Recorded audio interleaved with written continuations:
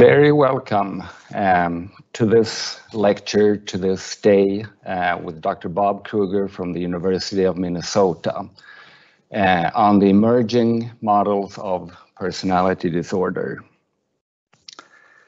My name is Peter Jacobsson from Psykiatri in Halland, and I am very delighted to be hosting this event today at Folkets Hus in Varberg.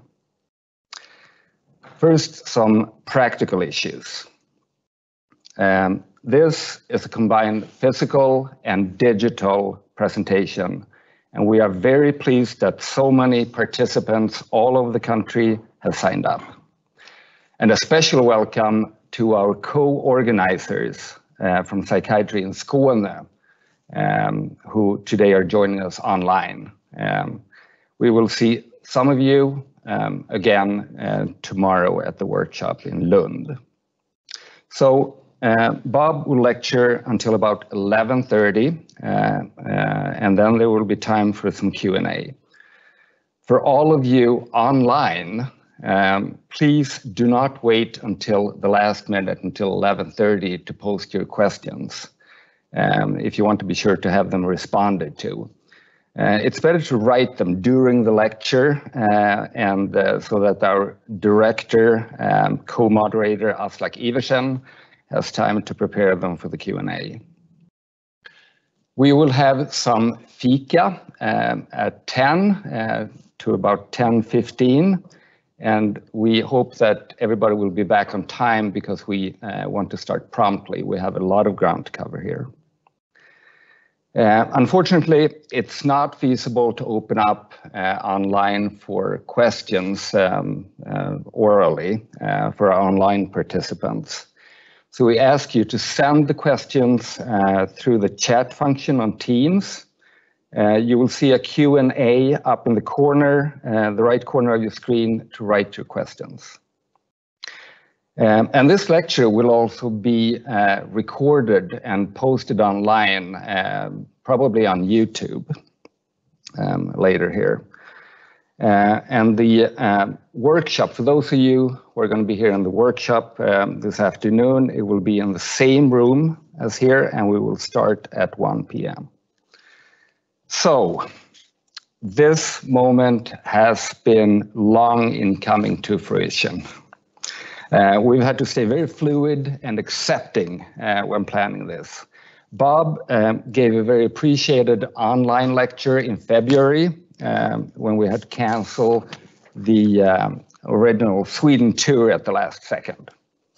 But Bob was gracious enough to get up really early in Minnesota and offer an introduction as a prelude to today's lecturing workshop. And even at this time, the universe offered up some obstacles when Bob and Tanya arrived to find the Amsterdam airport in chaos and arrived in Sweden a day late. But now you are here. So Dr. Krueger has many different research interests and has published extensively in the fields of personality and psychopathology, and is also has done exciting genetic research. This lecture and workshop today will only scratch the surface of his knowledge and publications. And I actually have a hard time believing that we have managed to persuade him to come to our little corner of the world to speak to us. The first time abroad since the pandemic. We are indeed honored. Dr. Krueger has developed the personality inventory for the DSM-5, PID-5, which is now used extensively in Sweden as well as in the rest of the world. The PID-5, of course, is a part of the alternative model of personality disorder from the DSM-5 published in 2013. Together with the newly published personality model in ICD-11, this process has the potential of transforming personality disorder assessment to, in my view, something that is much more clinically meaningful and useful than what we are doing today. So the intention today is to deepen the conversation from what you presented in February. So the stage is yours, Bob.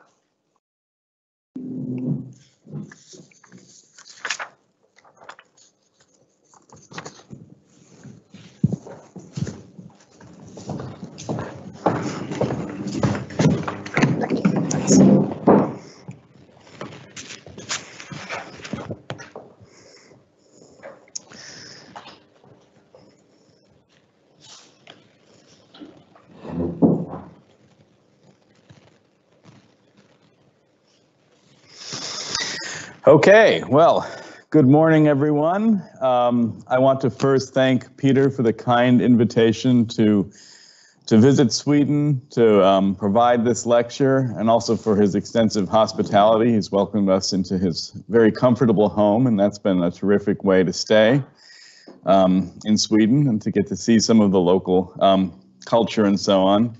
So as Peter mentioned, today we'll be talking about developments in understanding personality disorder and hopefully beyond. And I thought I might begin with a little bit of personal history, right? So just some explanation of how I've gotten interested in the things that I am interested in. And I think for me, a lot of my interest in mental disorders and personality disorders in particular reflect the social costs of these disorders. So mental disorders have a lot of social costs, and by that I mean they are a serious public health issue, right? A public health issue that deserves as much respect and attention as many more physical or medical kinds of disorders.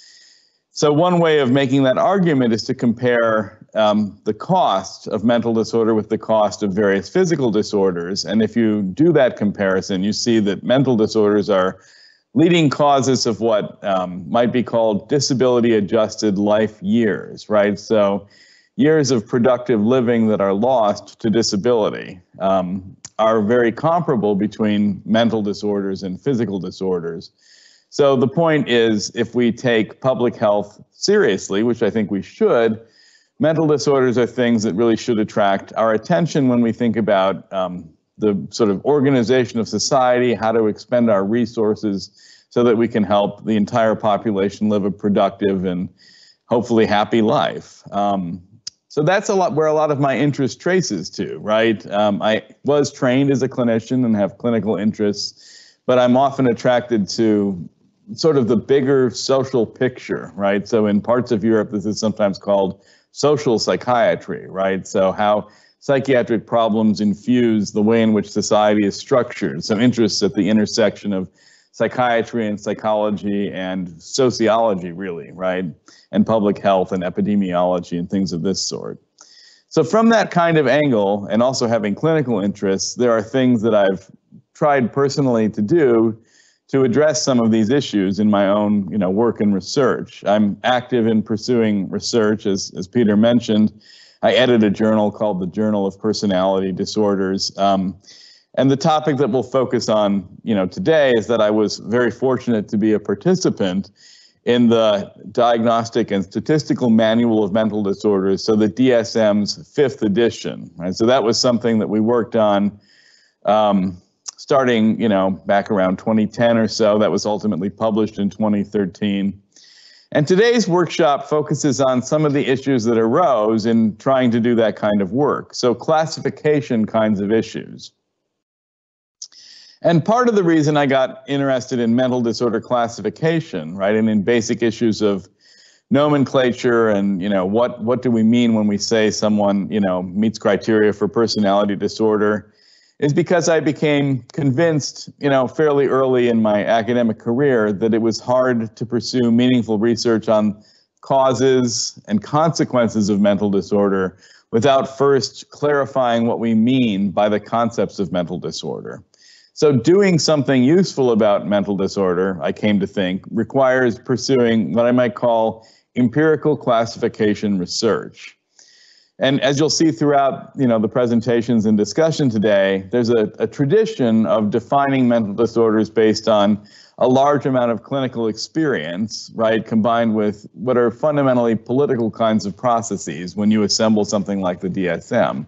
And those processes have definite strengths, right? They rely on a lot of accumulated knowledge and experience and wisdom from the clinic, but they also have notable limitations in that the limitations of human experience can sometimes sort of blind us to bigger realities that we can see when we look at larger scale data, right? When we're looking at large amounts of information gathered from patients who might be representative of a larger population. So hopefully I can sort of explain what that means and why I think it's critically important going forward in this kind of field. So basically, to summarize with the last bullet point, I think it's worthwhile to do research on what mental disorder is and how to define it based on data as kind of a very necessary first step before we can really begin to understand causes or etiology, associated features like pathophysiology, right? So understanding underlying biological mechanisms of mental disorder and consequences of mental disorder. I think this is sort of a necessary process to get us where we want to go, which is a place where we have a deeper understanding of these disorders and therefore the ability to intervene more effectively.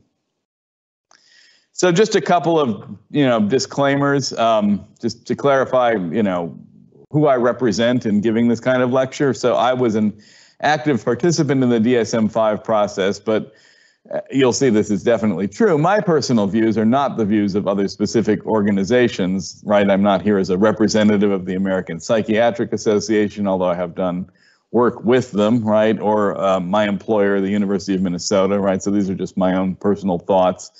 And something that I think is worth paying attention to as you think about how these things happen or how we come to define things in a certain way, right, is that the DSM is copyrighted by the American Psychiatric Association, right? So any material that I present is their material. And you might want to reflect and think about that for a minute, right? So when the DSM is revised, people in mental health, pretty much any professional working in the field needs to buy a new copy. So it is a tremendous source of revenue for the American Psychiatric Association. And the revision process reflects the need to keep that revenue stream moving. That's not to say that, there's something sort of nefarious going on. I don't think that's it at all, but more to simply look at the reality of it, right? Which is that this is a thing that creates a great deal of revenue, right, through this process of creating a new manual and selling it to people. So there are profit motives built into the way the whole thing works, right, that have things to do with that and not necessarily things to do with what might be, in some abstract sense, the approach that we might want to take. Okay. Let's begin with a little bit of the history of the Diagnostic and Statistical Manual of Mental Disorders. So the DSM came to be sort of in the middle of the 20th century. And I'm kind of a history buff myself. This is something, Peter and I have been talking about this week, that we both enjoy history. And I like to think about the history of things in a field like psychiatry because it helps to contextualize how we got to where we are, right? So I think I have a hard time understanding a field unless I understand kind of where it came from and sort of what were the processes that led to the current way of thinking about things or the current paradigm. And that's quite interesting, I think, in the history of psychiatry, right? So if we think back to the middle of the 20th century and sort of what were prominent ways of thinking about mental disorders at that time, certainly in the United States, sort of continental European thinking, so psychoanalysis, right, and its offshoots, were really the dominant paradigm. So if it was, let's say, like 1950 or so, and you were being trained in medicine and took a specialty in psychiatry, to really make it in that field, right, to be a person of influence and to be a notable, psychiatrist, it would be a really good idea to attend a psychoanalytic institute, right? So in addition to psychiatric training and your residency, you'd want to go to an institute. And that mattered in very, very detailed ways. So even the name of your analyst, right? So most people trained that way were themselves psychoanalyzed. Having studied with or being analyzed by, right, a famous analyst was a big deal at that time. And that kind of way of thinking about training was really very influential. So I want to point out that that's not that long ago, and it's quite different from how we now think about training, and particularly in psychiatry, right? So now many people working in the field have a very biological view on things, and the practice of clinical psychiatry is often focused on medications and safety and issues of that kind of sort. Very different from this very psychoanalytic focus that was present in the mid-century. So it's worth asking, how did a field like that make such a dramatic shift in a relatively brief period in the whole sort of swath of human history. And in many ways, that shift helps to explain how the DSM itself evolved. So those early DSMs that I have on the slide here, DSM-1, DSM-2, I don't know if members of the audience have ever seen these things, but they're pamphlets, right? So you know this word pamphlet, right? It's like a little book that you get that contains brief bits of information. Now they're tomes, right? This is the English word for like a big, thick book that you might see a Hobbit reading, for example, right? Now they have this tome-like quality. But originally they were pamphlets. And so how did we move from pamphlets to tomes, right? So these pamphlets contain very brief descriptions of the kinds of people that you might encounter in your clinical work. So just paragraph length descriptions saying you might see a person who might be having the experience of auditory hallucinations, hearing voices of people who aren't there, described kind of in a paragraph, right? So none of the stuff that we're familiar with the modern DSMs, none of the criteria lists, none of the associated features, the sex ratios, the epidemiologic stuff, right? None of that was in there. Just brief paragraphs describing the kind of people that you might see. And so how did we move from this pamphlet, right, to this tome? And I think part of how that happened was people started being interested in classification, which was also a major shift. So let's think back again to that kind of psychoanalytic paradigm or way of thinking about things.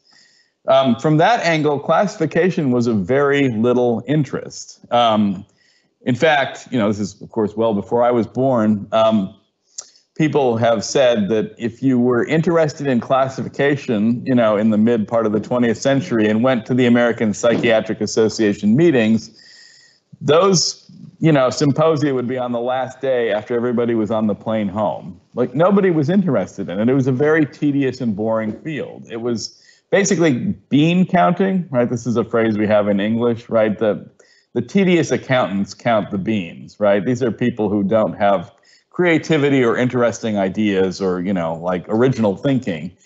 So the exciting stuff in psychiatry was deep psychoanalytic thought, right? The idea that, really like kind of the essence of how Freud decentered us, right? So, right, there's this shift, right, between the 19th and 20th centuries in the place of humankind, right, in the world. Right, so we have the history of Freudianism, Marxism, and so on, right, sort of decentering people. And why was Freud's idea, like why were his ideas so influential? Well, they said our own behavior is mysterious to us, right?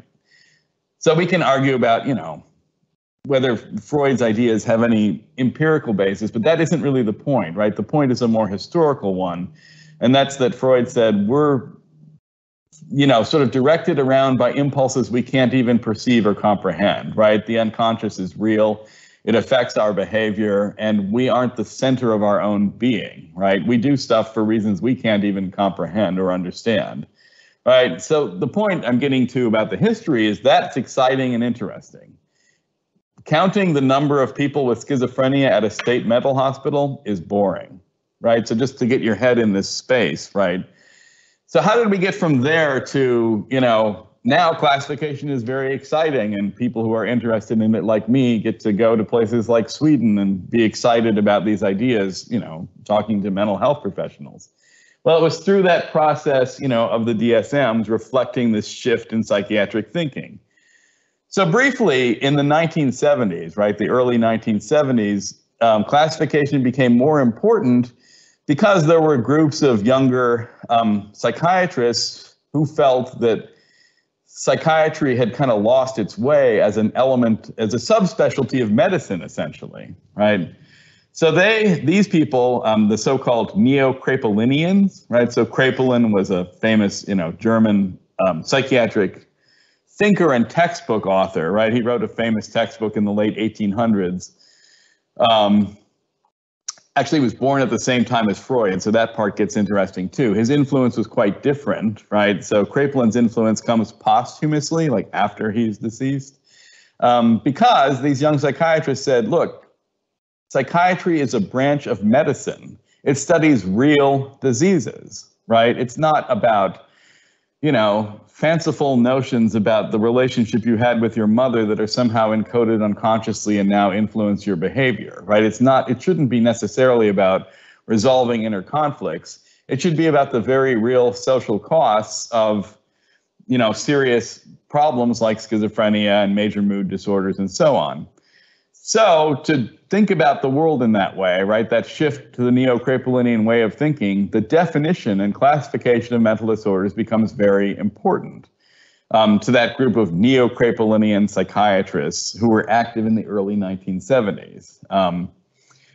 And so that was then reflected ultimately in DSM-III. Now, DSM-III was a major watershed moment in the history of psychiatry, led by Robert Spitzer, who became very famous at the time for his somewhat autocratic kind of style, right? So I had the good fortune to meet him in the early part of my career.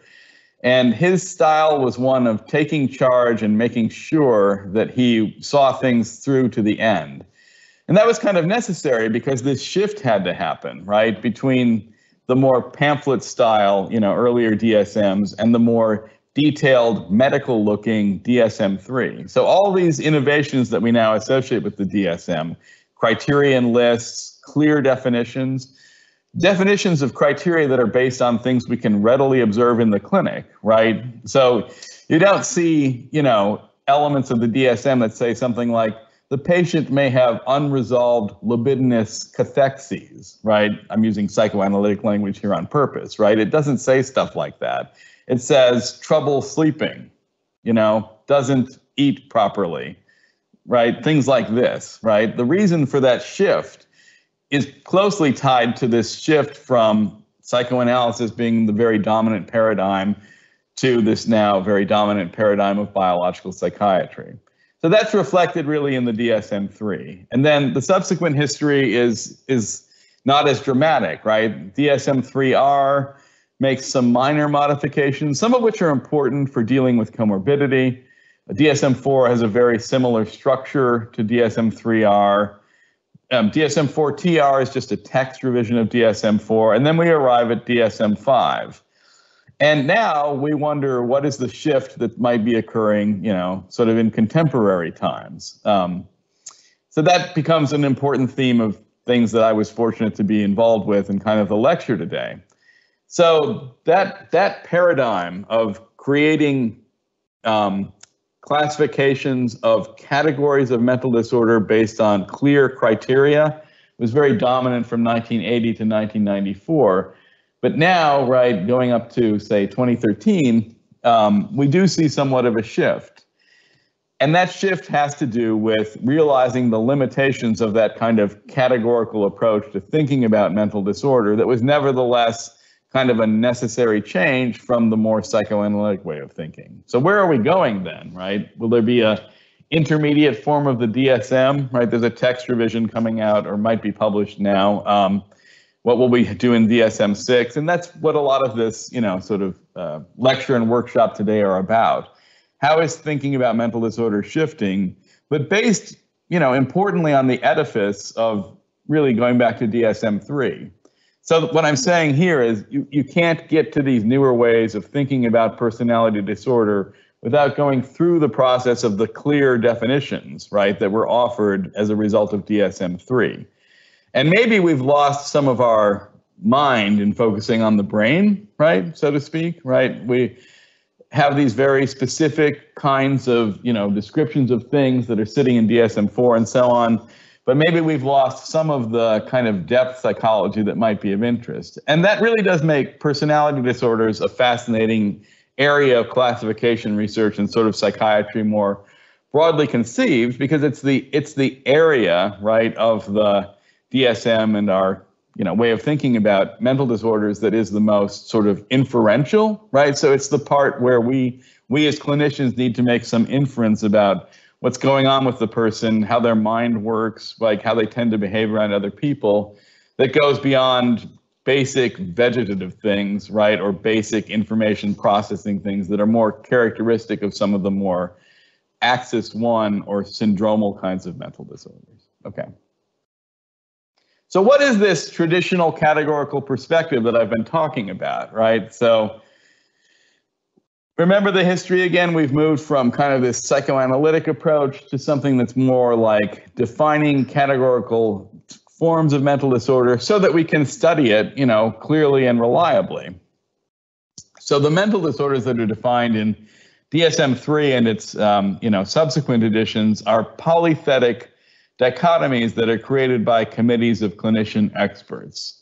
So what do I mean by a polythetic dichotomy? So by polythetic, I mean many combinations of symptoms can lead to the same categorical label, right? So poly meaning more than one, and thetic meaning, I guess, referring to the definition of something, right? So many combinations of symptoms can lead to the same categorical label. And an example that you frequently see, in the DSM is any 5 of 9 symptoms might be required for a diagnosis. And it doesn't matter which 5, but it's got to be 5 of 9. And as a result of that, there are many permutations, right? Many ways that you can meet criteria for the disorder if it's any 5 of 9. Could be the first 5, could be the last 5, could be some mix of those. And that creates a certain amount of heterogeneity within the category.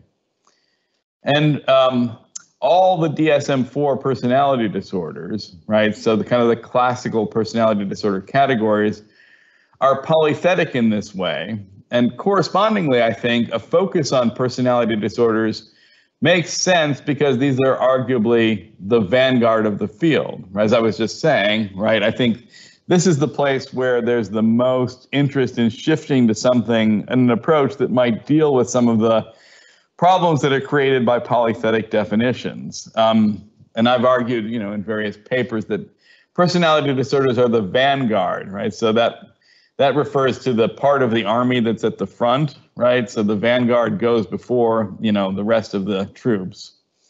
And by dichotomy, I mean the patient either has the diagnosis or does not have the diagnosis. So again, polythetic, many combinations can lead to the same label. And dichotomy, these polythetic combinations are used to define a category of mental disorder, which is either present or absent. So in this kind of approach, there's no easy way to think about grades of severity. So there's not an easy way to conceptualize, well, how many criteria are present, because the emphasis is on the threshold, right? The emphasis is you have to have the right number of criteria, and there's less emphasis on, well, how many or what combination or which criteria. The focus is just on treating them as fungible, interchangeable, right? So things that, it doesn't matter which ones, just that you have the right number. And then once you have the right number, you're in the class of people who have the mental disorder. If you have less than that magic number, you're outside of the class of people who have the mental disorder. So let's take the 5 of 9 thing, and play it out, right? If you have 5, 6, 7, 8, or 9 symptoms, you have the personality disorder. But if you're fortunate to have 0, 1, 2, 3, or 4, you do not have the personality disorder, right? So you can see what kinds of issues this might create. People who have 4 versus 6 are considered fundamentally different, categorically different sorts of people. Because of the emphasis on this threshold, right? So instead of being able to conceptualize how many criteria or, how that might affect people, the emphasis is on having the right number. Okay. So to get to where we're going, right, to start talking about the DSM-5 approach, we need to start with where we're coming from, right? So this would be the DSM-IV approach, the 10 polythetic dichotomies plus personality disorder NOS. So I will spend just a little bit of time kind of reviewing what these personality disorders are in the now classical approach of DSM-IV. And DSM-IV defines personality disorders within 3 clusters, cluster A, B, and C.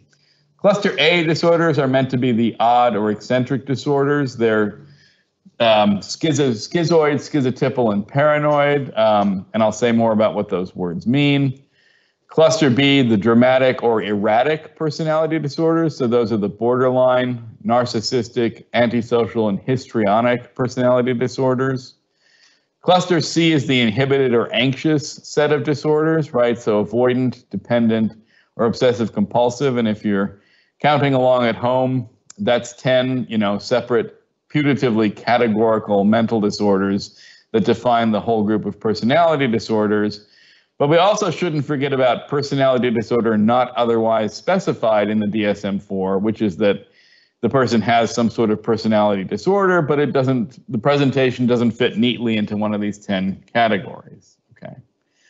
So we can remind ourselves in a very textbook kind of way, right, what the cardinal or core features are of the classical personality disorder. So this is literally from a textbook published, around the time that DSM-IV was influential. So we see the 3 clusters there: A, odd or eccentric; B, dramatic, erratic; and C, anxious, fearful. So here I'll just spend a little bit of time, refreshing our memory of what the core features of these disorders are meant to be. So paranoid refers to distrust and suspiciousness of other people.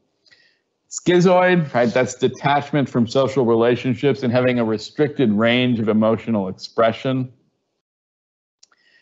Schizotypal, the lack of capacity for close relationships, but also cognitive distortions and eccentric behavior, right? So in this kind of classical approach, there's this distinction between schizoid, which is kind of the detached or removed from social engagement features that are associated with this personality style, whereas schizotypal adds the eccentric behavior and cognitive distortions elements. And I want to emphasize here, where do these concepts come from, right? So how did we end up with these words and these concepts in our nomenclature, right, in our nosology, our classification of classical categorical personality disorders? The cluster A in particular stems from a literature in which careful clinical observations were made of essentially the relatives of people with extreme forms of psychosis, right? So the classic observations, right, that lead to these disorders are when you encounter clinically the relatives of people who have full-blown schizophrenia, you often see some of these unusual features. And so there's a literature on, descriptive psychiatry describing some of the things that you might encounter in people like this. And the idea that these are attenuated, right? So kind of reduced forms of full-blown schizophrenia showing up as this kind of personality style that has elements of what we might call, fully diagnosable psychosis, like of the schizophrenic variety, but sort of attenuated or pulled back so that they're more like, dominant features of the person's general functioning, so personality, but not so severe as to cause the person to be completely out of touch with what other people perceive as real. Okay, then the cluster B disorders, the dramatic or erratic disorders. Antisocial is disregarding the violation and rights of others. So basically doing things that would be grounds for arrest, right?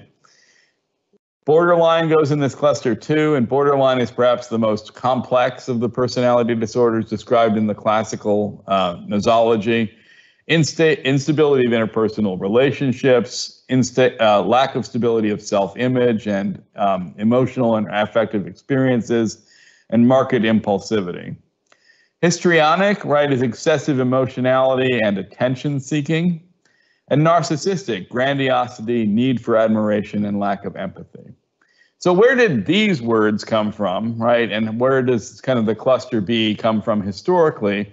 Well, that really is kind of the residual of psychoanalytic thinking, right? So these are words that were created in the psychoanalytic literature based on, famous writers in that literature's, famous analysts, essentially their experiences with certain groups of patients, right? So borderline is associated with, for example, Otto Kernberg's writings from a psychoanalytic angle about patients that he, had encountered. Not just Kernberg, but he was the most prominent, really, writer about this in, say, the early 1970s. Really, John Gunderson, right, is responsible for then taking that and translating it into the DSM-IV kind of language, right? So these are people really coming from a very psychoanalytic angle and saying there's a certain level of personality organization, the borderline level, that's associated with this kind of symptomatology, right? So why the word borderline? It's meant to be on the border between neurotic kinds of problems and psychotic kinds of problems, right? So patients that you can't easily classify as having purely neurotic issues or purely psychotic kinds of issues. I mean, histrionic traces back to the idea of hysteria, right? Which classically is the idea that there's a wandering uterus, right? Which is not the etiology of this, it ends up. But it's a very dramatic, expressive style that's very superficial. When you see this kind of thing clinically, it can be quite striking, right? I had an early patient who pretty clearly fit the classical definition. I asked her a little bit about, her relationships and how she met her husband and so on. And she said she met him because he was very tall and very handsome. And that's all she could really say, right? And then she had married the guy, right? So this impressionistic style, right, is a key element, I think, of this kind of presentation. So again, I want to emphasize that as we're moving toward newer conceptualizations, the classical labels have some resonance, and we shouldn't forget that, right? If you work enough time in the clinic and you are, say you're interested in seeing personality pathology, you're going to see stuff like this. And the inner lives of people who have these things are still fascinating very much to think about. So that's an example, right? This impressionistic kind of style, right, that's classically associated with the label of histrionic is something worth remembering, because when you see these people, it's quite fascinating, right? The thing that I've seen clinically is kind of the lack of a capacity to really comprehend the depth of human connection, because there isn't like the language or mechanisms, right, or depth to really understand another person at something other than a very superficial level. Narcissism, well, that's all over the place now, right? But the word, right, comes from the psychoanalytic literature again, right? So Kohut, for example, right, was famous for writing about his narcissistic patients and offered a case study of someone who pretty clearly was him, right? Like that's another interesting thing about Kohut's history. He has kind of this autobiographical case study, right? And when you sort of read between the lines, you realize he's really kind of writing autobiographically about himself and some of his own challenges with, dealing with his own need for admiration and grandiosity and so on. This is an interesting word, though, because it's all over the place now. I'm always struck by, in our popular culture, right, and in contemporary social media and so on, people are always using the word narcissism. Like, people definitely know what this word means. But it really has these very, sort of psychoanalytic origins. And we can talk about, well, what do we mean by this word, right? And there's a compelling way of thinking about it as having at least two kinds of varieties, right? So there's the kind of over-the-top primary kind of narcissism that focuses on grandiosity, right? So, just simply having unrealistic ideas about your own importance and ability to do things and who you want to associate with.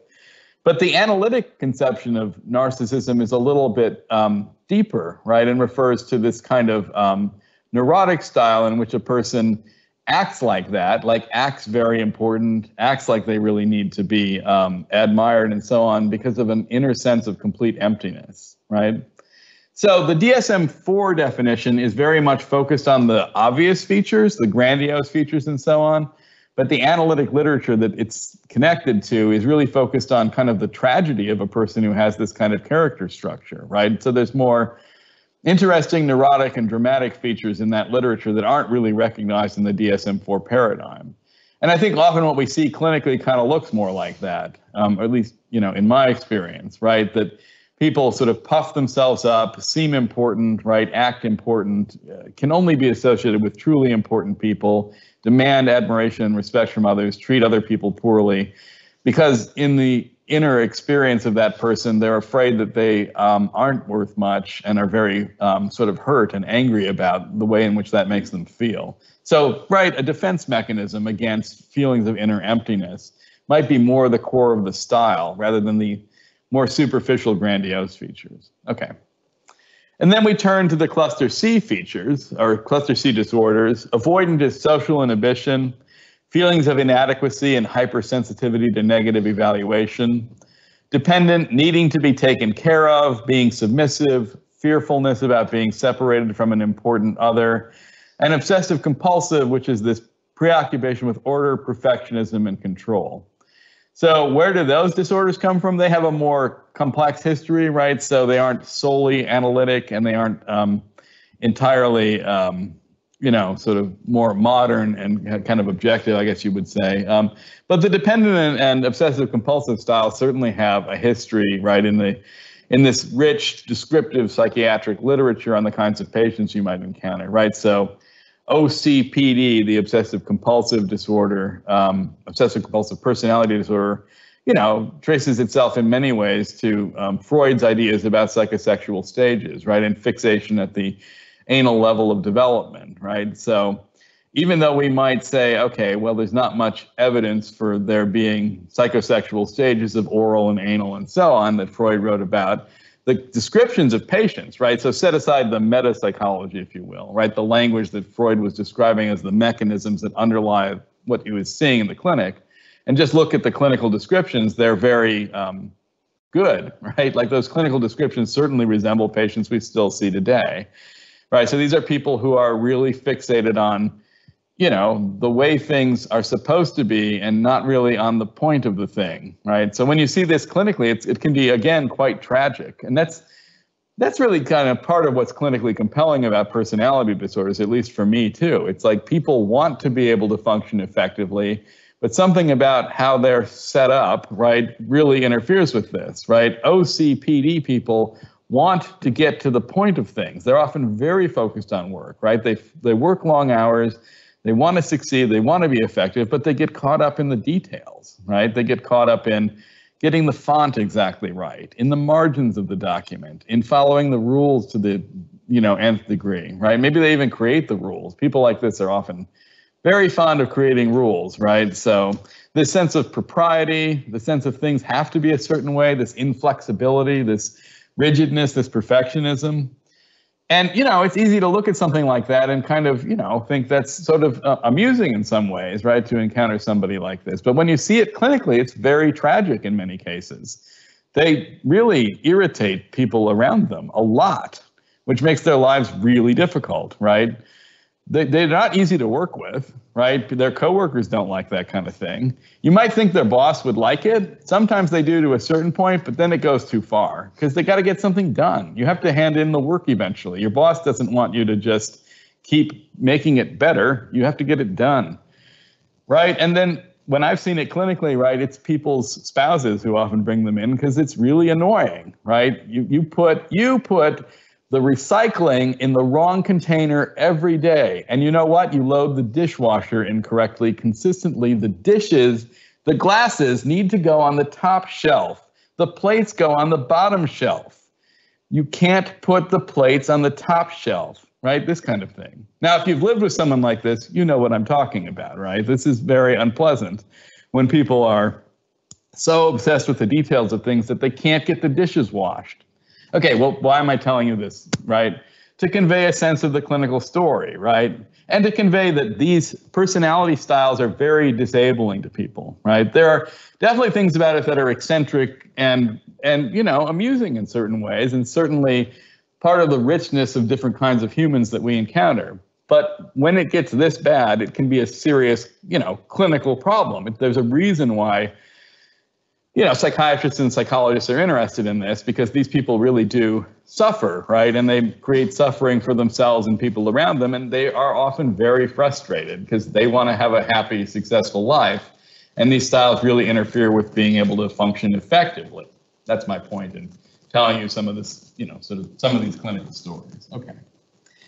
And also, there's a lot of richness here, right? As we move to new conceptualizations of personality disorders, we should build our new conceptualizations on the rich clinical descriptions that are contained here, right? See my point? Like, you don't want to lose the richness of this as you move towards something newer and presumably better. You don't want to lose the content. You just want to try to reorganize it in a way that might be more clinically useful, if that's clear. Okay. This is a kind of helpful, I think, slide. It refers to kind of typical thought patterns that one might see within these disorders. This is another, sort of element of something we don't want to lose as we move toward, modern approaches to conceptualizing these disorders. And these are just some examples. not every disorder is listed here. And this is coming from, Aaron Beck's, so Tim Beck's writings on kind of the maladaptive cognitions that are associated with the personality disorders. So many in the audience are familiar with cognitive behavioral approaches and the role that Tim Beck played, right, in kind of articulating, particularly originally cognitive therapy for depression, right, which is the best-selling book that Guilford ever published, right, and kind of the origin of Guilford Press, which is another interesting little story. But sort of more toward the end of his life, he was very interested in trying to also work with personality disorders and trying to see if cognitive behavioral approaches, right, could be helpful with these disorders too. So from that cognitive behavioral angle, what are some of the core maladaptive cognitions, right, of these disorders? So for avoidance, if people get to know the real me, they will reject me, right? So that avoidance is stemming from, right, like that you're really not gonna have a good time socially because people will reject you. You can't flow easily with the possibility that some people might not like you, for example. Dependent, I'm not capable of making a decision without reassurance, right? So dependent people really have a rough time because they have to have a significant other always there to do much of anything. Obsessive compulsive, right, which we were just talking about. I know what's best, and if things get disorganized, horrible mistakes will happen, right? So not only are bad things going to happen if they get disorganized, but I know how to prevent disaster, and everyone needs to rely on me to prevent the dishes from going in the wrong part of the dishwasher, and so on and so forth, right? So you can see, what kind of the core thinking is behind this. Paranoid, it's foolish to trust anyone, right? If you trust other people, they're just going to take advantage of you and hurt you. This makes life difficult, right? And it also makes, therapy almost impossible. I have personally never had much success with this personality style because it's very difficult to establish a therapeutic relationship with somebody who is fundamentally paranoid. They don't trust anybody. They don't trust therapists. So what brings them in? Profound suffering, right? When I've seen this kind of thing clinically, these are people who are very, very unhappy because they don't have the normal, sort of social engagement that most of us have, right? The give and take of, being able to interact with other people. Okay. Antisocial people, people ask for it, right? So why do you behave in this antisocial way? Because why wouldn't you? Anybody who, knows what they're doing in life will take advantage of other people to get what they want because that's just how the world works, right? Again, fascinating when you start talking to people like this. I don't know how much time we have today to get into, the psychopathic word, right? So the idea of psychopathy and how that might be similar to or different from what's described in the DSM as antisocial, but fascinating and chilling stuff, of course. There's a reason why it's, a big feature of Hollywood movies and popular books and so on, because when you see real full-blown primary psychopathy clinically, it's chilling, right? So I've had those kinds of experiences. There was a time in my career when I was really very interested in psychopathy and worked closely with my friend and colleague, Christopher Patrick, right, on psychopathy research. And so, had experiences of interviewing people in prison settings and so on, right? So real full-blown primary psychopathy is chilling because for people like this, other people are objects, right, not people. And that inability, right, that kind of, some have described it as a kind of a semantic aphasia, right? Like, so kind of that inability to understand the music of human interaction is really chilling when you really see it, right? So I won't go into too much detail about the things that I heard, but imagine that another person is just a lamp or a chair, is how it always struck me, right? If that chair was in your way, you would move it because you got to walk over there. That's how full-blown, primary psychopathic people treat other humans. They're just objects in the way of their goals. So quite chilling when you see it, of course, in a clinical setting. Narcissistic, I'm better than others. And people who can't understand that don't deserve my time, right? So you get the idea, right? And it's as I said before, like for whatever reason, there's a dynamic in modern society having to do with exactly this kind of thing that's very much coming to the fore.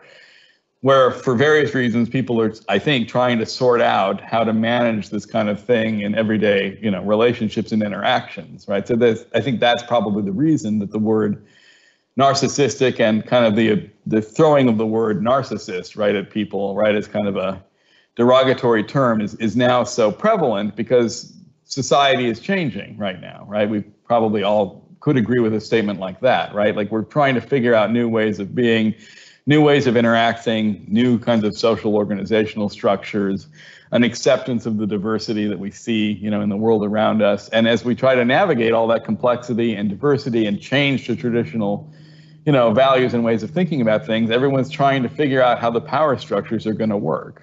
At least that's my kind of thinking about why now narcissism is such a popular word and concept, because power is constantly being challenged and negotiated, right? More classically, power relationships were fairly clear, and that allows a certain smoothness of social interaction. But when it isn't clear how power is being navigated, then there's this, negotiation of, should you be the person in power, or how are we going to renegotiate our power relationships? And therefore throwing around these concepts of like, well, you're asking for more power and influence and impact than you, in my opinion, deserve, right? So I think that's part of why narcissistic dynamics, right, and that whole idea is so prominent in, contemporary social media and so on.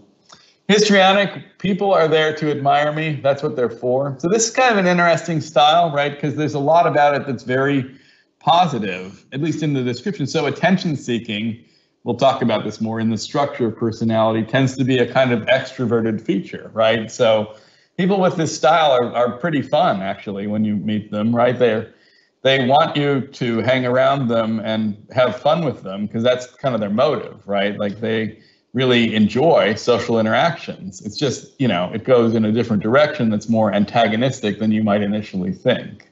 Does that make sense what I'm trying to say, right? So there's many positive features to this style. It's not purely maladaptive, right? And in contemporary Western society, of course, this can be a great thing, right? We're all asked to kind of draw attention to ourselves, right? I think about this, I'm a father too, and I have kids, right? And I think what they face is in some ways very challenging, because they're supposed to like do something, right? Make something of themselves, right? Like, go to school, like, be a person of note, like create a famous thing, like make a cool web page, right? Like, or whatever people are supposed to do, but they're certainly supposed to do something that attracts attention to them. So, but what if you don't like that kind of thing? It's kind of rough in, contemporary capitalist society to figure out how to function if you don't really want to be paid attention to. We're all supposed to make people pay attention to us, is my point. And that can be, very engaging initially, but then it becomes very irritating ultimately to people who have to deal with this kind of style because of the motives again, and these kinds of cognitive features, right? It's not that we're going to actually be friends. It's that I want you to pay attention to me because it gives me some energy. Okay, you see the point. Schizoid relationships are more hassle than reward, right? So that is what I think Beck is claiming is a core cognitive feature, and it's really kind of that withdrawal that's central to that kind of disorder. So again, I'm trying to, speak somewhat extemporaneously and clinically about these styles, because there's so much richness in these concepts, and we don't want to lose sight of that richness of description, right, or the kind of psychological depth that sits in the literature that describes the classical personality disorders. Even if we have, legitimate scientific concerns about this way of organizing our thinking about the disorders, there's still a lot of depth psychology, right, associated with these terms and concepts. So let's take a look at what one of these things looks like, right? This is just straight out of the DSM, and I'm not expecting you to read every word on this slide, but I want to kind of remind people of the level of kind of complexity that's sitting in the DSM-IV descriptions of personality disorders. So this is DSM-IV's borderline personality disorder description. This is one of about 297 disorders that are described in the DSM. So there's that too, right? Like, there's many hundreds of things you're supposed to choose among. But if you choose this as a descriptive label, you're supposed to choose it for these reasons, right? So this is a pervasive pattern of instability of interpersonal relationships, self-image and affect, and marked impulsivity. beginning by early adulthood and present in many contexts, indicated by 5 or more of these 9 criteria. And again, I'll emphasize that 5 or more of 9 because that's where we're going, right? Rich description, weird way of thinking about how to assign the disorder. You see my point? There's so much richness in there, and it's all reduced to this decision about 5 of 9, instead of capturing some of the details, right, that are in there when conceptualizing a particular patient. So frantic efforts to avoid abandonment, unstable and intense interpersonal relationships. 3 is identity disturbance. 4 is impulsivity. 5 is suicidal behavior. 6 is affective instability. 7 is chronic feelings of emptiness. 8 is inappropriate or intense anger. And 9 is transient, stress-related, paranoid ideation or severe dissociative symptoms. Okay, so there's a lot in there, right? That's almost like every way in which you can experience psychopathology writ large, right? There are internalizing features, right? Negative affect kinds of features. There are acting out or externalizing kinds of features like impulsivity and anger. And there's even a flavor of some like thought disorder or psychotic features, especially in criterion 9, right? Where there's some sort of cognitive disturbance sitting in there. So the point is, there's a lot in there. There's a lot of complexity in those criteria. It's all reduced to this threshold of 5 of 9. So we're coming up here on our sort of 10 o'clock coffee break. So I'm going to stop at this slide, but maybe during the coffee break, you can think a little bit about all that richness, right, being reduced to that basic threshold of 5 of 9. Is there a way of recapturing some of that richness and detail, but also making it practical clinically, right? So that's the challenge, I think, in trying to sort of redo this in a way that might be more clinically useful. We want to capture some of that richness. That's why we study and work on and try to help people with personality disorders, but we can't make it unnecessarily complex, because if we create a really complex alternative to the DSM-IV, it's going to be hard to use on a regular basis. But on the other hand, you know, we want to capture some of the details that are included in kind of the classical criteria. So let's leave it at that for now, right? Take a little coffee break here, and we'll come back in a few minutes. Okay, thanks. Okay, we'll get started again then. So hopefully everybody had a nice, refreshing coffee break. Before we took our break, we were talking about DSM-IV's borderline personality disorder definition, right? And sort of emphasizing the psychological richness of the criteria, right, in the DSM-IV, but also how that complexity, right, is reduced to this one major threshold. So now is the part of the presentation where I say serious problems and little to no empirical support, which sounds a little bit harsh, but it's a problem, right? And so I try to be careful to emphasize how much psychological depth are in, the DSM-IV personality disorders, but we also can't shy away from the reality, right? If we're going to invest money and resources, often taxpayer money, in studying these things to try to do something about them clinically or from a public health standpoint, we probably shouldn't mince words, right? We should be clear about what that research literature suggests about the problems conceptually with these concepts and how much, the scientific literature can support them.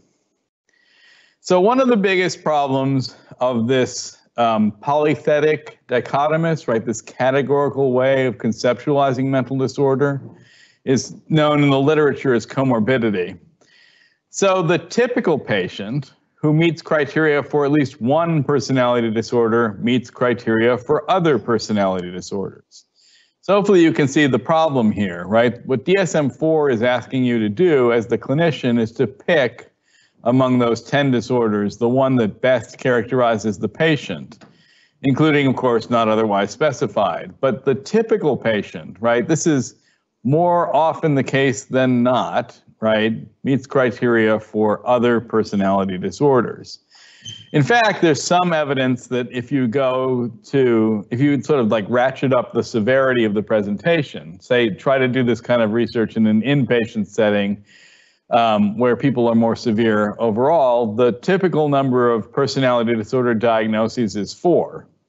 So this is a problem from case conceptualization, right? If you said, oh, this person is clearly avoidant PD, has no schizoid features, no borderline features, it's this disorder and not the others, well, then you could kind of like come up with an approach clinically for each of the 10 disorders in such a way that diagnosis is driving, treatment and prognosis and so on.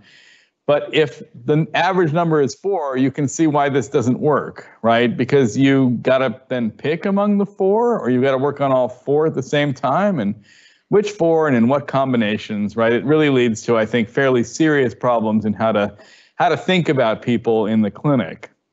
Those thresholds are entirely arbitrary, right? Like that 5 of 9 we were just talking about with borderline.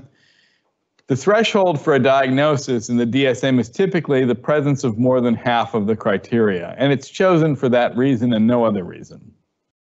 So I've asked about this a lot throughout my career, right? Every chance I get that I talk to somebody who's been involved in this stuff longer than me, or has more seniority than me, why 5 of 9, right? So OCPD in the DSM-IV is 5 of 10, which is particularly odd because you could have people with no criteria in common, right? So 5, half, 10, right? Like you could have these 5 and those 5. Well, why 5? Why 10? Why 9? No good reason. The only reason is that if you divide 9 in half, you get, 5 being more than half of 9. We can do better, right? You see the point, right? Like we probably can do better than that. And we probably want to do better than that because, again, like these things matter, right? And so, we can go down that path of thinking. If someone really got an antisocial personality disorder diagnosis, that could matter, right? Imagine in a litigious, right, like a, courtroom kind of situation, if you start throwing around these personality disorder labels, it can matter to people's lives. So we probably shouldn't be too arbitrary about when we assign these kinds of, labels. So no basis in data, and also no dividing line in nature has been found, right? We can get more into that kind of research. But there are fairly, extensive and statistically sophisticated literatures asking about whether these things are categories or more continua or dimensions in nature that, routinely conclude that there's no sharp dividing line, in the, distribution of these kinds of criteria. And that creates, again, public health, epidemiology kinds of problems, right? So there have been studies, right, again, funded by taxpayers, right? So federal studies of trying to figure out what the prevalence is of these things. And so do those prevalence estimates mean anything, right? If we said 10% of the population meets criteria for borderline personality disorder, just as an example, I mean, they're meaningless, right? They're meaningless because the thresholds are arbitrary. And we don't want that, I don't think, right? We want there to be a meaningfulness to those kinds of public health estimate statements because they have a big impact on how we expend our limited resources. The flip side of comorbidity is heterogeneity within categories. So there's a lot of diversity of presentation within what are supposed to be coherent groups. And borderline is a really good example of that, I think, because you can see that there's content coming from very different places, right? Again, there's sort of this negative affect content. There's kind of self-other conceptualization content. There's impulsivity and, sort of disinhibition content and so on and so forth. And that mix is a really serious conceptualization problem, I think, in the clinic. So more than once, I've been, confronted with something like, here's a patient that I want a consultation on, right? Seems like they have borderline personality disorder because of whatever, right? Like those negative affect features often, right? Combined with sort of self-other problems like, difficulty conceptualizing things or what might be called splitting, right? So like difficult patient to deal with because one week they love me, the next week they're trying to sue me, right? Like this kind of thing that sometimes happens. But, they have no impulse control problems, right? In fact, their impulse control is excellent and they show no self-harm features. See what I'm saying? Like that's not an unusual borderline presentation where there's no self-harm features and there's no impulsivity. Now the converse can happen, right? A person comes in with a lot of self-harm, but actually has a fairly nuanced sort of interpersonal style. Is that borderline? Well, I mean, it could be. Like, technically speaking, it could be. Right? We could go back to that criteria list and we could say, okay, yeah, that also is borderline because you've got the impulsivity features, right, and some self-harm features, but you don't have the self-other conceptualization problems. It's also borderline. I don't think those two presentations are borderline. You see my point? We shouldn't call those two presentations, which are clinically quite distinctive, the same disorder. But DSM-IV allows us to call those two presentations the same disorder because of the way in which the borderline concept is spelled out, right, based on these 9 criteria that are very diverse in their content. Again, I think that's a fairly serious problem in case conceptualization. We should call those two things different things because they're really clinically different, right? The person with impulsivity and self-harm and the person who has, the splitting and so on and so forth. There's really no evidence for the 3 cluster scheme, right? So that's also frustrating, So the idea that the 10 disorders sort of cluster into those 3 groups, you can study that based on data also, and there's not a lot of compelling, replicable, evidence that the disorders cluster like that. So, what also tends to happen is PD-NOS might typically be the correct diagnosis, which is frustrating too, right? So you can say, well, okay, right, so the 10 categories don't work well because of examples like I just said, right? Like the 2 borderline people who are quite different.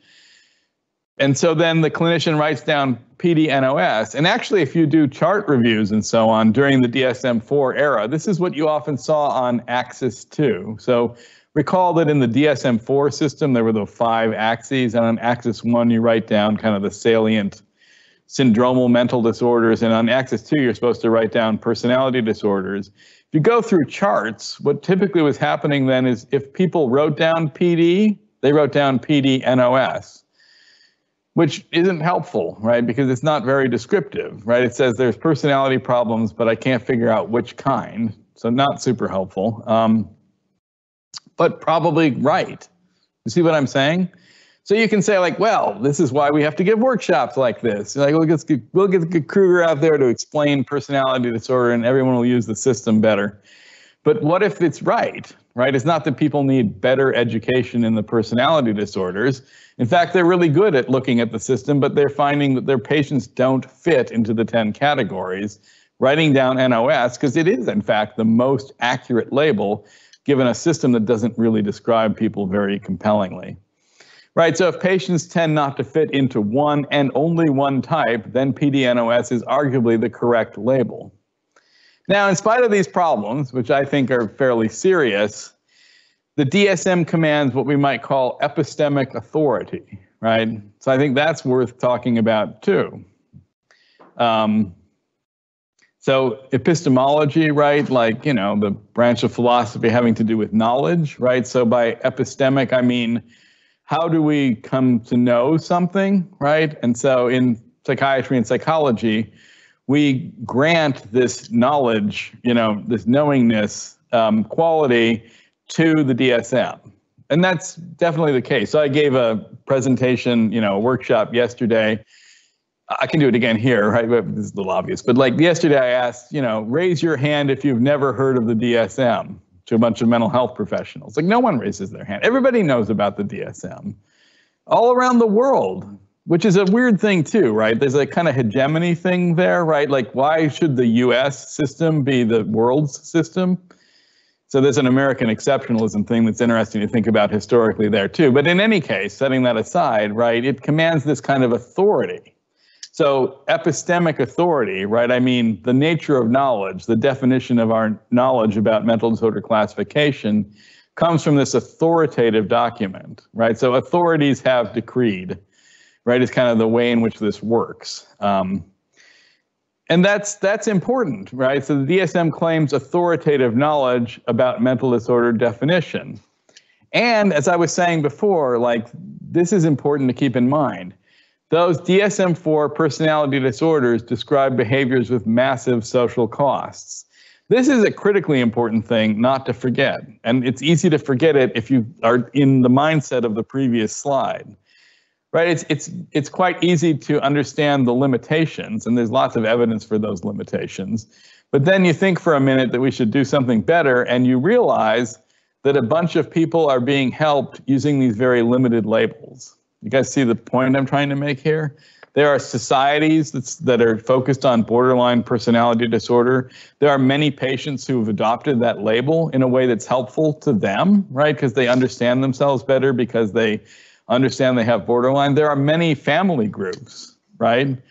Right. So like, groups of families, right, that are trying to help other families with, family members who have borderline personality disorder. And there was a large amount of effort in this sort of previous era to recognize something like borderline as a very important and consequential diagnosis. And then, right, you go to these borderline personality disorder meetings, right, there are family members who are speaking in very heartfelt ways about, the death of a loved one, right, because these are serious psychiatric conditions. You see what I'm saying here, right? I think this is very important. One should not forget that a lot of good and important work has been done using these labels, right? People have been helped because of this era in which things like borderline were described and recognized and hopefully destigmatized, right, as important mental health conditions. And yet here I am saying like, yeah, but the concept doesn't really actually make much sense, which people who are trying so hard, right, to promote research on borderline and so on find very frustrating about me when I say things like this, right? And they're not wrong to find that frustrating. But we've got to work our way through this, right? I think of this often as like a difficult family discussion or something like that, right? Like we're at loggerheads, like we all have different ideas about this. We don't want to deny the empirical realities, but we also don't want to denigrate the important work that was done using these labels. So, right, like we got to have like a real heart-to-heart talk, right? And sit down and sort of figure out where we're going to go next. Right, so again, my borderline is my favorite example because it's attracted a lot of really valuable attention, and a lot of people have been helped as a result of recognizing the label. And things like self-harm are extremely dangerous, right? Many people who meet criteria for borderline end up being cases of suicide because of, self-harm and so on, and suicidality that are associated classically with that descriptive label. Numerous active societies devoted to studying and treating it. So my point being, right, that situation needs to be very thoughtfully reconciled with reform, right? I think we really just need to work it out, right, and recognize that many good things have happened under these labels, even if we're trying to change them in a way that's more closer to the scientific realities. So what do we want to try to do? I think we want to try to continue to help patients while fixing a broken system, which is challenging, right? So Steve Hyman was director of the National Institute of Mental Health in the United States 2 directors ago. And I got to know, Steve a little bit. And the kind of thing he used to say about this, or still says about it really, right, is that it's like fixing a plane while you're flying in it, right? That's the nature of the challenge that we fix, right? Like we're in the plane and we're flying, right? All of you in the audience are working in mental health, really trying your best to help people who have, serious problems as a result of their mental disorders. So we're not going to say, wait, you have to stop doing everything that you're doing until we can fix the broken classification system, right? So just stop, like don't go to work for a month, we'll fix the system, right? You can't do that, right? Because, people need help now. So I liked Steve's, description of this. The plane is in the air, we're flying, like we're trying to help patients, we're going to work every day, we're doing research on mental disorders. But we got to fix the plane while it's flying, right? Because there are some real problems in our classical conceptualizations that are limiting, stymieing, right? Like not helping us get to where we want to go in terms of having more effective ways of approaching mental disorder classification.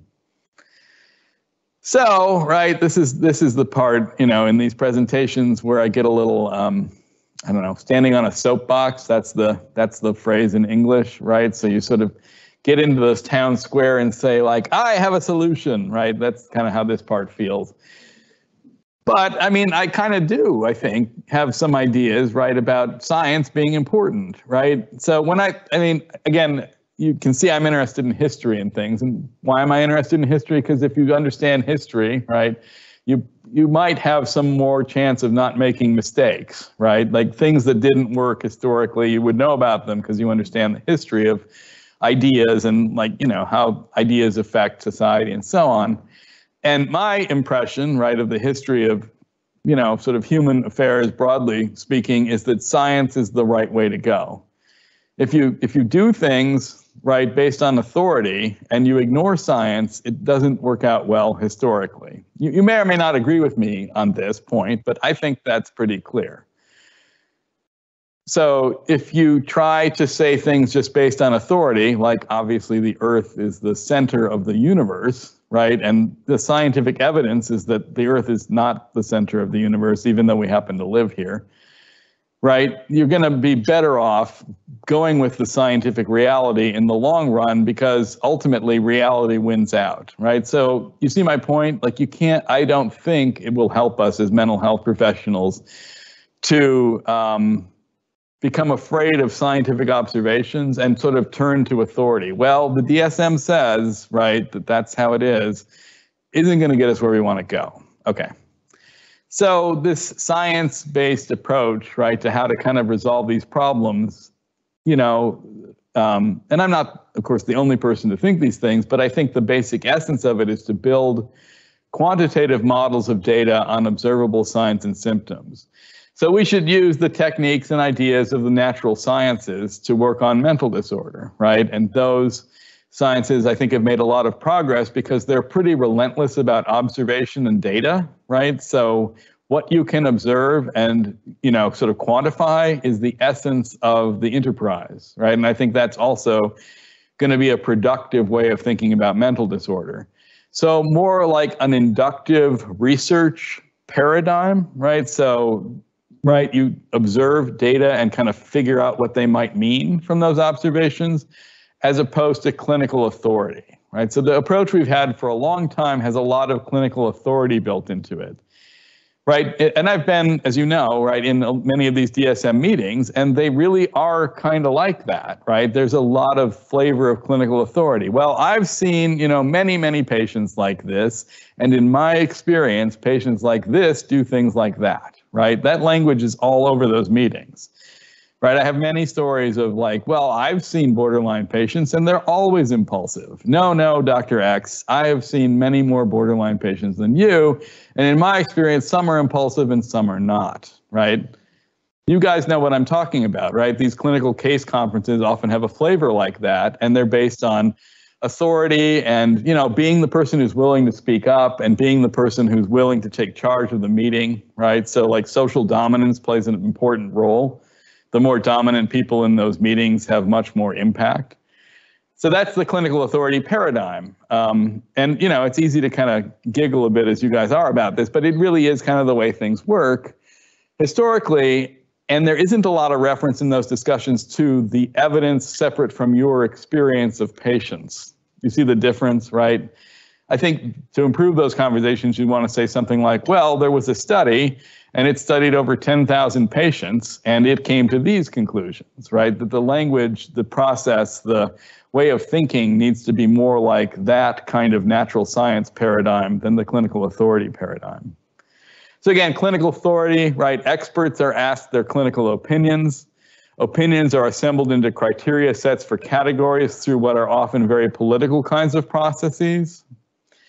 And that's kind of more what happens in the traditional DSM approach. Now, I want to be clear, like it's not like there isn't evidence, right, or there isn't research that influences it, but the research within that paradigm doesn't usually challenge the fundamental assumptions, right? So the research, right, could be things like, well, what's the reliability of clinicians judging the presence or absence of a DSM category, right? You know this kind of literature I'm talking about, right? So you compute like the kappa statistic, for example, right? Same stimulus material, right? Same, sort of patient material, and different clinicians render the diagnosis. It's all constrained by the conceptualization. So that is a kind of research that certainly occurred under the DSM-IV kind of paradigm, but it's research that doesn't challenge the underlying assumptions of that approach.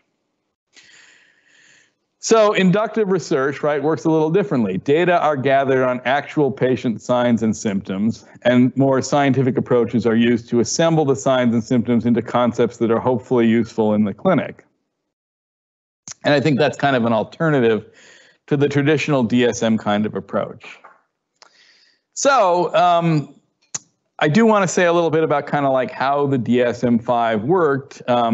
For various reasons. One of the reasons that I, have this part of this kind of presentation is that people seem to find it fun. I certainly found it fun, right? Like I think about this a lot. Like I would rather be involved in these things and in these rooms, as stressful and as difficult as it can be, than just be a fly on the wall, right? So what I've found through giving these kinds of presentations, people enjoy a little bit of kind of the inside story, right? Like kind of how did this really go down? Like what really happened and this kind of thing. So yeah, I'll let you in on some of the secrets, right, in this, part of the talk. But in any case, the American Psychiatric Association, when they want to create a DSM, organizes a task force. And the chairs of the DSM-5 task force were David Kupfer and Daryl Regier. So Kupfer was a well-known and successful academic psychiatrist who was really responsible for the Western Psychiatric Institute and Clinic, in many ways becoming an influential place that accrued a lot of NIMH money. So, think, successful academic psychiatrist. And Daryl had spent much of his time working in psychiatric epidemiology, being employed at the NIH and so on. So very, very prominent research psychiatrists. And members are mostly psychiatrists, and those psychiatrists are work group chairs. So in some cases, psychologists, right? So that's my background, which I think I've made clear, but just to be clear, right? I have a PhD in clinical psychology. I didn't go to medical school. I'm not trained as a psychiatrist, but I was nevertheless invited to participate. And this is overseen by the American Psychiatric Association Board of Trustees. So that's the task force level when the DSM is created. Underneath the task force are specific work groups, and those are usually resembling the chapters of the DSM. You know how the DSM is organized into chapters, and the chapters have titles like mood disorders, anxiety disorders, substance disorders. Those are generally organized by those headings.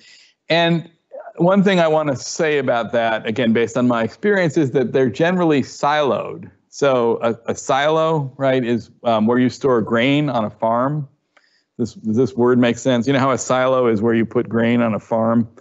So these groups are siloed. You could also say that they're balkanized, right? You know how the Balkans work, right? There's these different warring groups that have to live next to each other, but they're always arguing.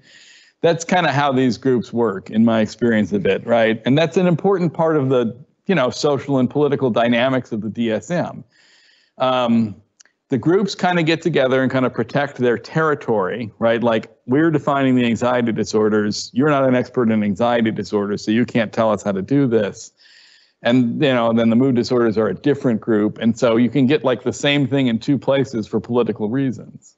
The mood and anxiety thing is a good example of this. If you look through the criteria for the mood disorders and the criteria for the anxiety disorders, pretty similar criteria in a lot of cases, right? Like generalized anxiety disorder, almost the same thing as major depressive episode in terms of the actual symptomatology, but designed by two different groups that don't like talking with each other because it involves sharing power, right? So every once in a while during these DSM meetings, right, they would say things like, all right, we got to create liaisons, right? Like we have to have people from this group talk to people from that group. And I remember those meetings as, polite, but somewhat uncomfortable, right? Like, okay, now you personality disorder group people need to sit in a room with the people who are experts on childhood externalizing disorders and talk about psychopathy and antisocial.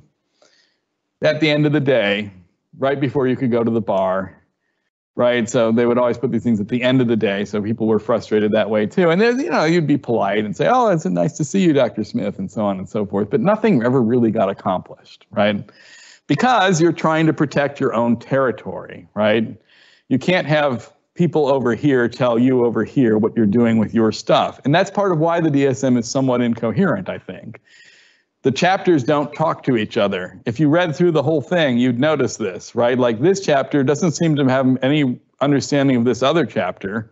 Why isn't there kind of a meta organization, like a higher level organizational structure?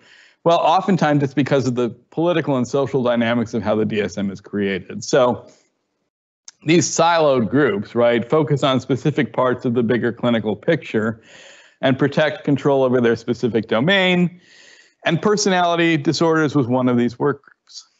So the DSM is, in fact, a political process. Again, I don't want to mince words about this because I think we need to be clear about these kinds of things to have clarity about how to make things, different.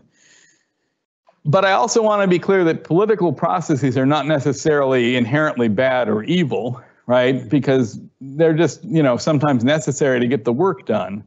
Let me put it this way. If a bunch of scientists, quote unquote, got together to create the DSM, there would be no finished product ever because science doesn't end, right? No, seriously, like science doesn't end. Those of you who've written scientific papers know that the thing that you write at the end of your paper is more research is needed. Like you literally have to write that. And why do you write that? Because you want more grants and more money and you want to have a job next week, right? So you have to keep doing science if you're a scientist. And so this never ends, right? And so one of the things that's important to understand about the DSM is that it's an ending thing. It stops, right, at some point and a book is published. So you kind of need some structure like that to say, okay, enough. Like that's great that you guys are talking about these things and doing more studies, but we have to stop and create something practical for people to use. So again, it's probably necessary to create a provisional diagnostic system for practical purposes. But, right, the sort of counterpoint, there are now pretty serious concerns that DSM inhibits scientific progress. So as an example, the National Institute of Mental Health in the United States, which controls much of the money for mental disorder research, is going in a very different direction, proposing what they call the Research Domain Criteria Project as an alternative to the DSM. So briefly, for people who may not heard of the RDoC project, right, that focuses on dimensions that are closely associated with neuroscience, so very different from the classical DSM categorical, descriptive, clinical description kind of paradigm, because the NIMH wants to spend money on trying to trace brain circuitry that's relevant to mental illness. So move away from clinical presentations toward basic neuroscience, which is the kind of research they want to support. The point being that it's really different, and it's born of frustration, right? So the origins of the RDoC project are frustration with the DSM paradigm. Is that clear what I'm trying to say there, right? Why is NIMH proposing something very different from the DSM approach? It's because they don't want to support research on, psychiatric categories described in the DSM because they don't think it's going to be very profitable. They think that we're going to get to a better understanding of mental illness if we do neuroscience, basic neuroscience, to build from that basic scientific understanding up to the level of clinical observations. The point being that these are moving apart. And during the DSM-5 era, this was very tense. So I don't know if anybody remembers kind of like how this played out. It played out very publicly. When the DSM was published, when the DSM-5 was published in 2013, Tom Insel was the director of the NIMH at the time, and he had a blog, right? So he had this, what a blog is, right? Like you kind of put your opinions out on the internet. He said, yes, the DSM-5 is published. It's as bad as ever. Patients and family members deserve better. He literally wrote that on his blog. Patients and family members deserve better. Well, this made the DSM people very angry, right? They were very upset. And then there had to be some kind of higher order summit between the DSM people and the NIMH people to say, you shouldn't have done that. That was really not a good thing to do, right? You got to back off that. And then they published a consensus statement that was like, yeah, we were fighting, but now we love each other again, right? Or whatever, right? Like they had to publish something like this. But the point is that got tense, and it played out in very real ways.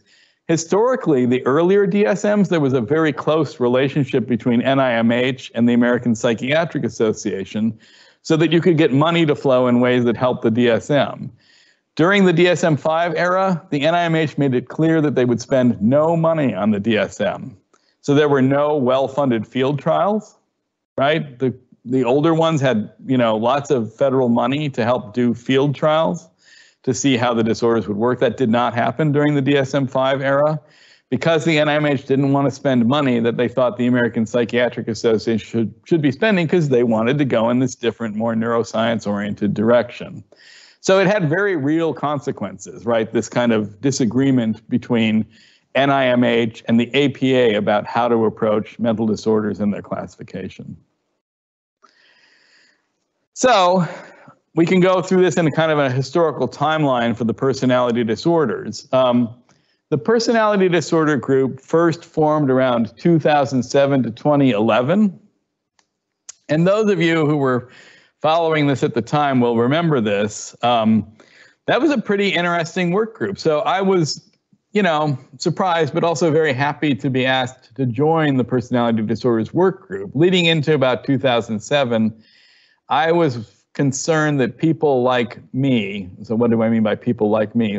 Academic psychologists with a quantitative kind of focus, let's call it, right? Because that was the kind of work that I was publishing at that time, wouldn't be invited, and instead you would get, proponents of the borderline concept, because that's the most prominent personality disorder from the East Coast of the United States, right? There's a kind of a cadre of people like this that I thought would kind of form the work group. But instead, you got a real diversity of people on that work group. A number of psychologists were asked to join. That was surprising to me, but also kind of good, right? So there was me, there was Leanna Clark, right, who's a psychologist. Les Morey, who's also a psychologist. All of us have psychometric training, right? So know how to work with numbers and so on, right, and how to do assessments. And then some more traditional psychiatric members. John Oldham, who was the president of the APA and director of the Menninger Clinic. Andy Skodel was the chair of the group, also a physician by training. So a pretty diverse work group. And that was great, I thought, right? But the challenge is we all spoke somewhat different languages, right? So there were a lot of different ideas floated. There was some unity, right? Like in the sense that nobody thought the DSM-IV system was great. And that was nice, right? To realize that regardless of people's backgrounds and kind of academic backgrounds, that nobody thought DSM-IV was great or that we should just perpetuate it, right? It was more like we got to do something different, but there was a lot of disagreement about how to do things differently. So that's kind of like what the initial phases looked like. Then in 2011, there was a concern coming from the task force level that the personality disorders group was behind, that we were spending too much time trying to figure out how to do this and not enough time doing it, right? See what I mean, right? Too much discussion of what are we going to do, knowing that we didn't like DSM-IV, and not enough discussion of we're going to do this. And so the task force, right, the level above the work groups, had a meeting in which they said in pretty certain terms to the work group, we ask you, please, to create a hybrid model. And what they meant by a hybrid model was you got to do something that recognizes some of the traditional DSM-IV PDs, particularly things like borderline, because they're important in the field. But you also got to try to bring in some of these new dimensional concepts. So they literally kind of told the work group to create something like what ultimately became the alternative model of personality disorders. Then in 2012, there was a task force meeting and ultimately Board of Trustees decisions about the DSM-5. This part gets very complicated and sort of political, and I'll talk more about it in some of these other slides. But to make a long story short, the task force, remember that's the group above the work groups, looked at the alternative model, right, that the personality disorders group created and liked it, right, and actually said, this is good, we endorse it, we should put it in the DSM. But then the Board of Trustees of the American Psychiatric Association, which is a whole other level of this, complex political structure, wasn't familiar with it, didn't know what we were talking about, and said it was way too radical. And that's kind of how that ended up being the complex situation that you have as the result, right? So if you look in the pages of DSM-5 per se, the DSM-IV PD criteria are reprinted in their identical form, right, in what's called Section 2 of DSM-5. So that's categorical disorders, right? The title of Section 2 is something like major categorical mental disorders. And then Section 3 is emerging models, right? Kind of like things that might be good if we do more work on them. And the whole thing that the work group created, like the alternative model, ends up in Section 3 of the DSM-5 and is described as an intermediate step on the road to future DSMs. So that, in some ways, is a much further road than you might have thought, right? Or than I might have thought. Like, I was pretty concerned in this middle phase that the whole thing would be, you know, quashed, right? Quashed is this legal term in English for like stop, right? So that it would just be stopped and you couldn't go any further. But in fact, the whole alternative model, as you know, is literally in the DSM-5. And as many of you in the audience know, it's attracted enormous amounts of attention, which is very, you know, obviously gratifying to somebody like me. So if you look at the personality disorders academic literature that's emerged in the last 10 years or so, the vast majority of it is focused on studying the APMD, and much less of it is focused on studying the classical categories, with the potential exception of borderline, which still attracts a great deal of academic and research attention. So I think arguably personality disorders, again, are the vanguard, right? It's in many ways the most interesting and intellectually engaging area of mental health research and practice, because there's so much happening that's so interesting. Right at the level of like the classical things have problems, we have a new idea about how to do it, and how's this all going to get resolved? Okay. It's worth looking at the explanatory text for the Section 3 or APMD model. It's in the Emerging Measures and Models section. The current approach to personality disorders appears in Section 2. An alternative model developed for DSM-5 is presented in Section 3. The inclusion of both models in DSM-5 reflects the decision of the APA Board of Trustees to preserve continuity with current clinical practice, while also introducing a new approach that aims to address numerous shortcomings of the current approach to personality disorders. Right? So that's kind of how it got explained in the pages of the DSM. Now, I need to share with you something. You can judge me for this if you want. I wrote that, right? But I also wrote a lot more than that. And somehow the more that I wrote got deleted. And I still don't know how or why. But that part that says numerous shortcomings, I listed like 10 of them, right? Which got deleted, right? Like, you know, the stuff in the previous slides, like too much comorbidity, heterogeneity, doesn't make sense, isn't clinically useful, right? Like stuff like that I'd hoped would actually appear in the text. But that got deleted and reduced to just like, yeah, there's lots of problems, right? But nevertheless, it acknowledges that there are numerous shortcomings. Okay. So in the context of an overall conservative manual, right, in some ways you could argue that the DSM-5 is DSM-IV text revised, slightly revised, right? So this is, you know, something we can argue and debate. Like, did DSM-5 really make any progress from DSM-IV? In some sections, maybe it did to some extent. But in the personality disorders, maybe it didn't go far enough. Maybe it went too far. But I think it is the case that the alternative model of PDs is unusual, right? Even sections of the DSM-5 where there has been some progress toward more modern ideas like dimensions and so on, you know, it's unusual. So does the DSM-5 APMD represent the future?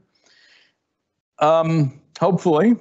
But its basic features are still outside of what remains a kind of core psychiatric diagnostic, you know, DX meaning diagnostic paradigm. And, you know, it can be very clear about what that paradigm is. In the core paradigm, diagnoses are categorical syndromes that are identified primarily from clinical experience. And the paradigm issue goes well beyond empirical evidence because, you know, what do we mean by evidence again? Like, what kind of science is admissible in discussing how we want to approach the DSM? You can define evidence such that things like personality are definitionally inadmissible. And I'm referring here to a group called the Scientific Review Committee that I haven't described yet as part of the process, but that I want to describe now. So this is particularly interesting and, in my view, somewhat Orwellian, right? So remember George Orwell, who published books such as 1984 and Right. Well, what does it mean to say something is Orwellian? Right. It generally means that language has been defined in such a way that the meaning of the terms is the opposite in some ways of what you might think the language would mean.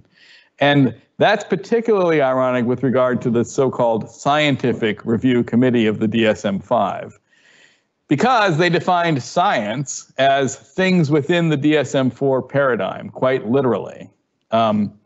So that, I think, is super interesting to think about. The Scientific Review Committee was responsible for rendering a judgment about something like the APMD.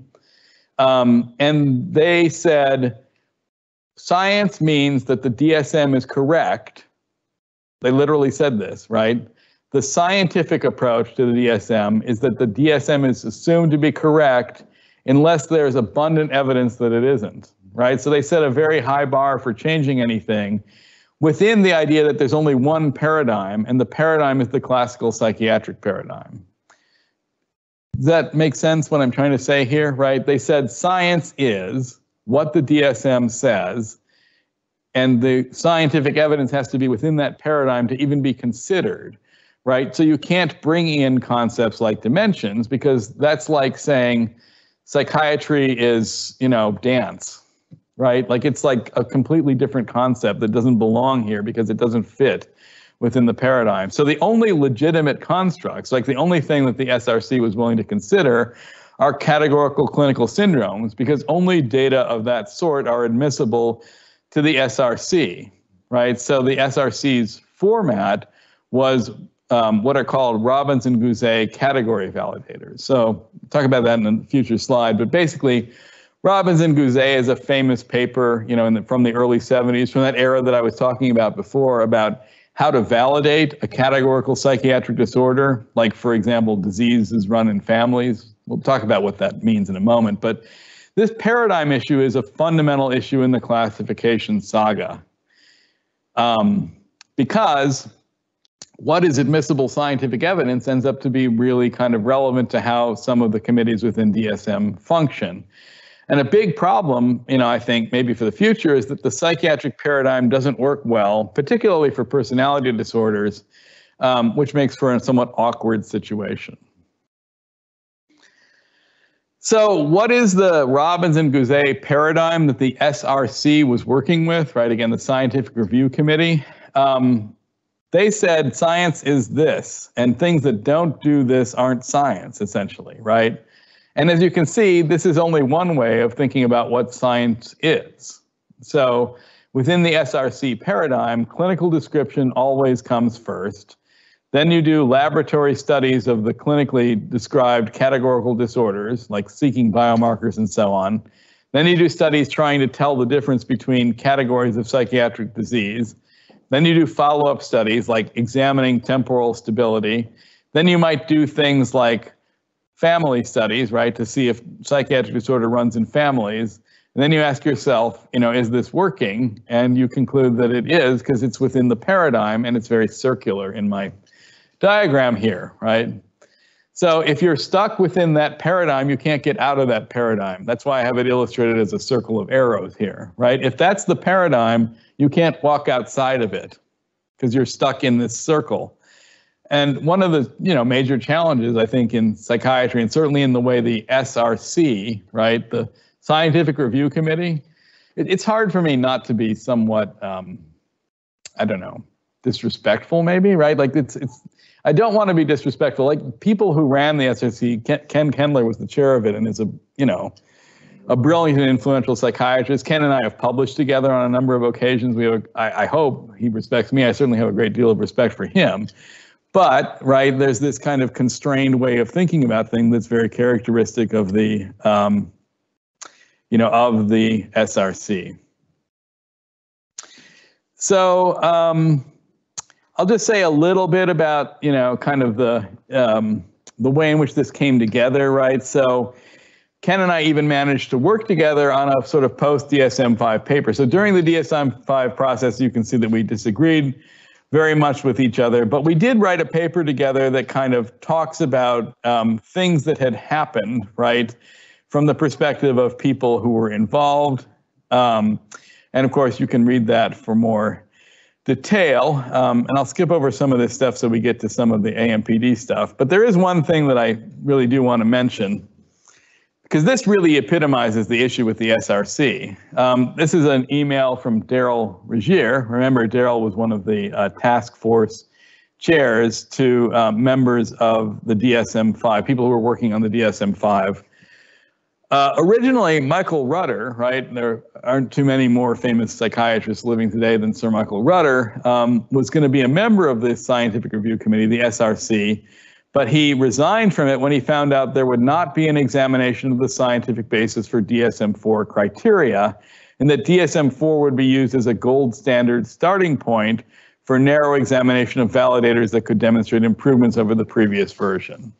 So I mentioned this just to be clear about, you know, what was the SRC paradigm and how did some people respond to it, right? Rutter was sufficiently concerned that he resigned from the SRC because the paradigm was so narrow that there wasn't any way to consider other evidence. Okay, I'm going to skip over some of this.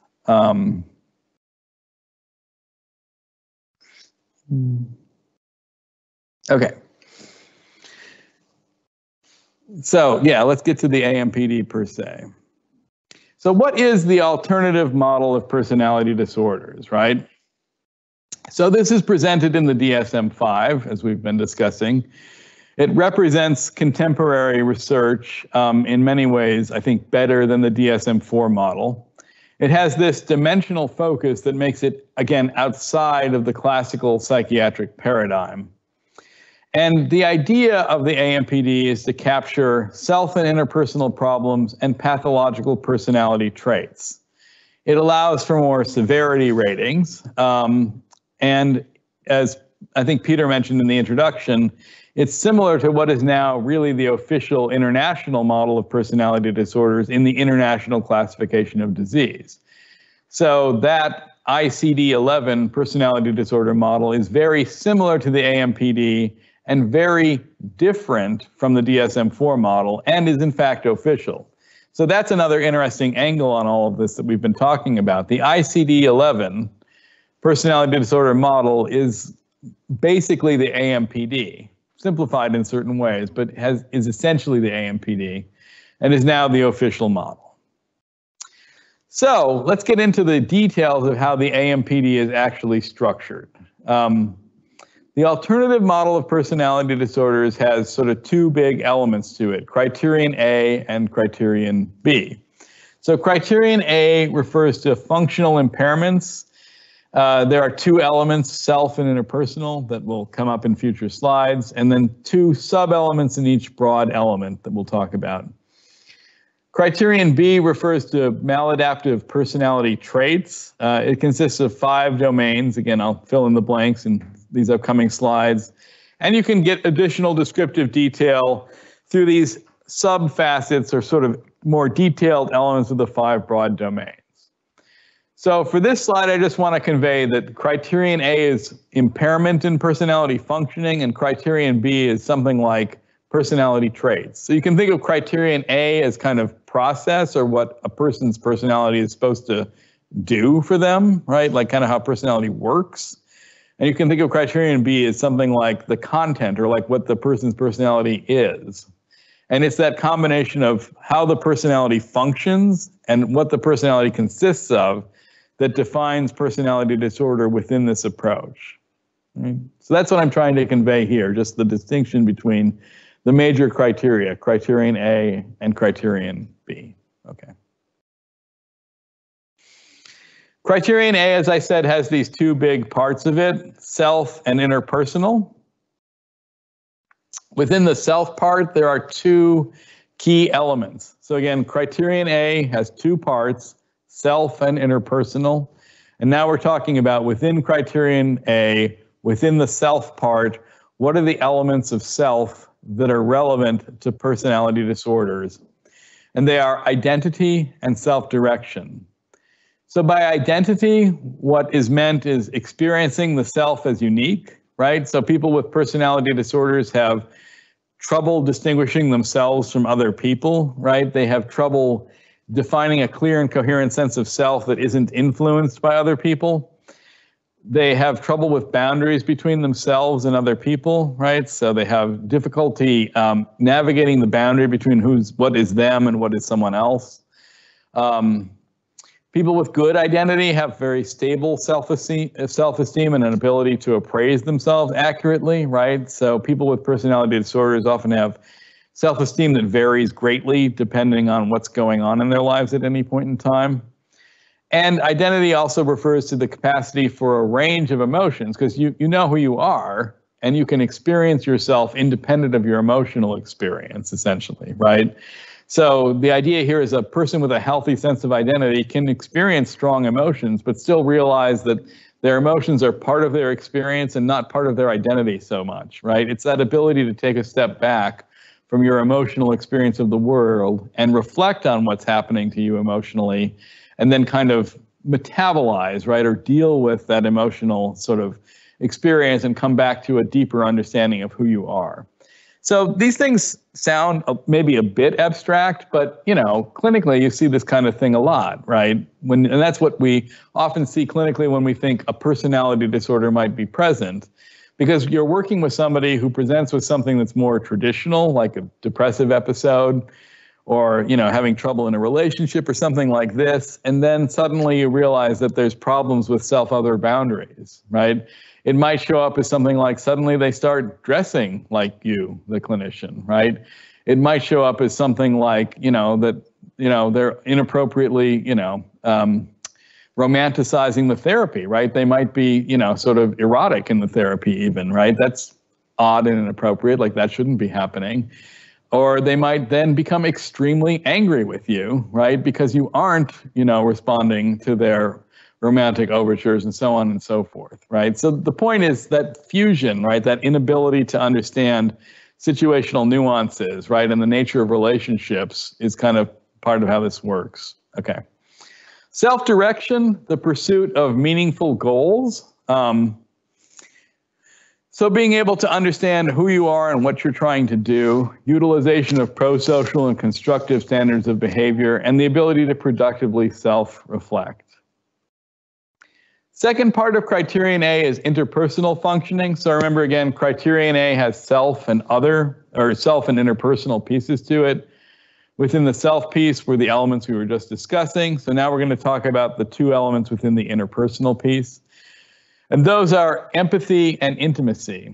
So empathy is the comprehension and understanding of the motivations and experiences of other people, the ability to tolerate different kinds of perspectives, and an understanding of the effects of one's behavior on other people, right? So that's what is meant by empathy here. And intimacy, the depth and duration of connectedness with other people, the desire and capacity for closeness with other people, and behavior that reflects mutual regard. So basically being able to respect other people and the boundaries that exist between yourself and other persons. So again, criterion A, self parts we just discussed, and now we're discussing the interpersonal parts, which consist of empathy and intimacy. So together, these capacities represent kind of the essence of personality disorder within the AMPD model. So here are some examples of things you might sort of hear from patients that might suggest that criterion A features are present. So let's talk about the self part first. So within identity, a patient might say something like, although I have different feelings at different times, I can handle them pretty well. So that suggests a good sense of identity, right? So difficulties with that might be said by a person with personality problems. Events in my life can really affect whether or not I feel good about myself, right? Suggests a poor sense of identity, right? People being buffeted around, like I often think of a ship at sea when this kind of thing happens, right? So when you see this kind of thing in patients, it's like they're in too small of a boat and there's a storm, right? Like a good sense of identity is like a sturdier boat, right? The ability to kind of weather the storm, right? And see your way through, difficulties that all of us encounter in life. People with, problems with identity are pulled around by what's happening around them. And feedback from others plays a big role in determining what is important to me, right? So people with identity problems are pulled around again by what people in their social world are doing, right? In a way that might not reflect even their own, sort of personal desires. Self-direction, across many situations, I can behave in a manner that's appropriate to the situation, right? So that's kind of a key feature of personality disorders when you see it, is what might colloquially be called inappropriateness, right? People with personality pathology are often inappropriate, right? They're doing things in situations where those things are not called for, and not being able to adjust their behavior to situational demands, right? If I started, I don't know, singing here, or told you about my favorite band, or read you a recipe, right? I mean, that sounds a little extreme, but I've seen these things happen, right? People with personality pathology who lack self-direction have difficulty with, like, well, now I'm giving a lecture, so this is how I'm expected to act in this situation, right? They'll go into some other mode of functioning that isn't appropriate for the situational demands. I can step back and objectively evaluate the way that I'm feeling at any given time, right? So that ability to take some distance from the self is the self-direction feature. And I can't even imagine living a life that I would find satisfying, right? So that kind of low sense of well-being seems to also be associated with, lack of self-direction. So again, we're talking here about things patients might say that might be kind of clues, right? Or like kind of a giveaway, sort of information that might lead you as the clinician to think that some of these features are present. For empathy, all I can really understand about people is their weakness, right? That suggests a lack of empathy, that you can't see people as having both positive and negative features. I can appreciate the viewpoint of other people even when I disagree with them. And I can't stand it when there are sharp differences of opinion, right? So these are some things that you might see in a person who lacks sort of the empathic capacity. Intimacy, close relationships don't turn out well. So like people have the lack of capacity for intimacy. Although I try, I can't seem to keep any successful, lasting relationships. And although I value close relationships, sometimes strong emotions get in the way. Okay, so that's criterion A, again, self and interpersonal parts, and some descriptions of kind of the things that you might hear from patients that might be clues to the presence of personality pathology. So criterion B is kind of the content of personality. Remember, A is kind of like, does the personality function well, right? Is it doing things that it needs to do to help people to be able to function? Criterion B describes the content of personality and is organized into these 5 major domains. And those domains are negative affect, so experiencing a lot of unpleasant emotions as opposed to emotional stability. Detachment, so being removed from other people in social interaction versus being extroverted, so engaged socially with other people. Antagonism, which basically amounts to hurting other people on purpose, versus agreeableness, which is sort of trying to get along with other people effectively. Disinhibition, right? So acting on impulse versus conscientiousness, which is more like carefully considering things before you take action. And psychoticism, or having sort of cognitive difficulties, right, with conceptualizing the consensual reality that most people share, versus lucidity, which is having that capacity, again, for, accurate cognition. So those are the major trait domains within criterion B. So recall again, criterion A, personality functioning, criterion B, personality content. Let's go through these domains and some of their core features, right? So within negative affect, some of the core elements are emotional lability, right? So emotions tend to be varying from time to time and place to place in a way that goes beyond most people's experience, right? So being very, very affected emotionally by what's happening around you. Anxiousness, right? So worry about the future. And things like separation insecurity, right? Which is kind of that essence of, dependent personality disorder that we were talking about earlier. Within the domain of detachment, some core features are withdrawal, right? So removing yourself from other people. Anhedonia, right? Which is being unable to experience pleasure. And intimacy avoidance, so withdrawing from other people and not being interested in romantic attachments or close relationships. Within the antagonism domain, some core features are manipulativeness, right? So seeing other people, right, as something to be manipulated and not people with their own autonomy, right? So interpersonal relationships are characterized by using other people, right? Trying to get other people to do things for you so you get what you want versus being able to navigate those things in a way that other people have more autonomy. Deceitfulness, right? So lying, essentially, right? Lying and cheating to get what you want. And grandiosity also flows within this domain of antagonism. So kind of some of these features of narcissistic personality disorder as classically defined, right? Regarding yourself as important and better than essentially other people. Within disinhibition, there are things like being irresponsible, not paying your bills, not showing up for work on time, things of this sort.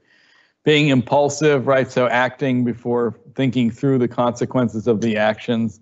And being distractible, so being pulled by whatever exciting other stimulus might be over there versus being able to really focus on a task.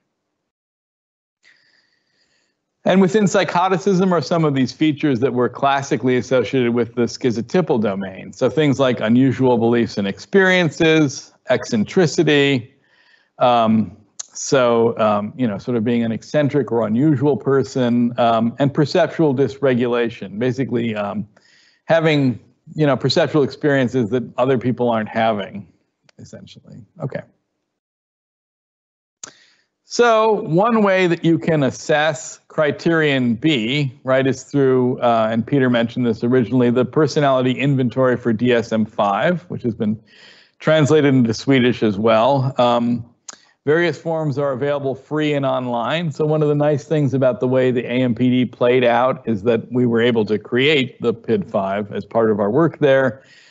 And it's available for free, right? So you don't even have to pay to use it, which is nice. The full form gets it all 25 facets, which we'll talk about in more detail after lunch, right? Those are the core defining facets in the previous slides. Those are sort of sub-elements of those 5 broad domains. There's an intermediate length form that also gets at the 25 facets, but with 4 items each. So that's a little more, a little shorter, right? So it might be useful for clinical settings when you don't have a lot of time. And there's also a very, very short form that's on the APA website, a 25-item, 5-domain form. There's an informant report form, which I think is particularly useful clinically. I would say something like this: if you have the opportunity in working with people with personality disorders to get someone else's opinion, that can be kind of invaluable, right? This is something that gets discussed, which is interesting to think about. Is it the case that personality disorder is defined in some ways by unrealistic ideas about the self? So like, what's the clinical utility of getting a self-report, from a person who has a personality disorder? And the answer is, it's not so much that, people are inaccurate about describing themselves when they have a personality disorder. It might be more like they're describing themselves in ways that don't match what other people perceive about them. You see the idea there, right? So the way this has sometimes been discussed in the literature is people lack insight who have personality disorders. I don't think that's the right idea. It's more like they have idiosyncratic and somewhat skewed ideas about themselves that other people might not agree with. Think again about someone with serious psychopathic features. They don't think they're doing something wrong. So if you ask them about themselves, they would say they're looking out for number 1. Right? They're just taking advantage of other people when they can. And other people would do that to them if they had half a chance, but they're smarter than that, right? Like, they know how to get what they want, and other people are just being dumb, and they're not going to get anywhere in life anyway, right? That's why they lie, cheat, steal, right? And these kinds of things, because other people aren't smart enough to pull that kind of thing off. See what I'm saying? Is that inaccurate? Well, no, that's how they think about themselves. What they're not so much being able to perceive is how other people are affected by that. So getting back to the informant report form, that's why I think informant reports are so helpful clinically, because you're seeing from the self-report form what the person says about themselves, and from the informant report form how they're being perceived by other people. And often with personality disorders, there's a discrepancy there that's clinically important and interesting. Right? The paranoid sort of person, right? The suspicious person thinks they're very justified in seeing everybody else as out to get them. But other people might see them as cold and distant, right? Because that's what they come across like. And it's that distinction between what the person perceives themselves to be like and how other people perceive them that can often be very clinically useful. Okay, so hence the informant report form. It can be used for younger ages according to the APA, right? So it says on the website it's okay to use this in, adolescence at least. And as I mentioned, it's been translated into numerous languages, and thanks to Peter, it's been translated into Swedish as well. So here's an example of the PID-5 in Swedish, right? So just an example of kind of what it looks like in the Swedish language, and that's, you know, available here to be used in the native language. Okay. So I think we want to pause for questions soon, but let me just kind of summarize the AMPD in practice. So the way we kind of have the day organized is I wanted to present some of this background material in the morning and at least lay out, you know, kind of what the AMPD is and its key elements. And I think to really, you know, sort of begin working with these concepts, it's worthwhile to look at some case material, which we'll be doing in the afternoon, right? And really kind of sort of apply it, right? So it's one thing, I think, to hopefully understand these ideas in a somewhat more academic way, like what do we mean by self and interpersonal? What are the definition of the domains? But to really kind of use this, it's helpful to look, I think, at case material and try to conceptualize patients using these concepts. So we'll get to that after lunch.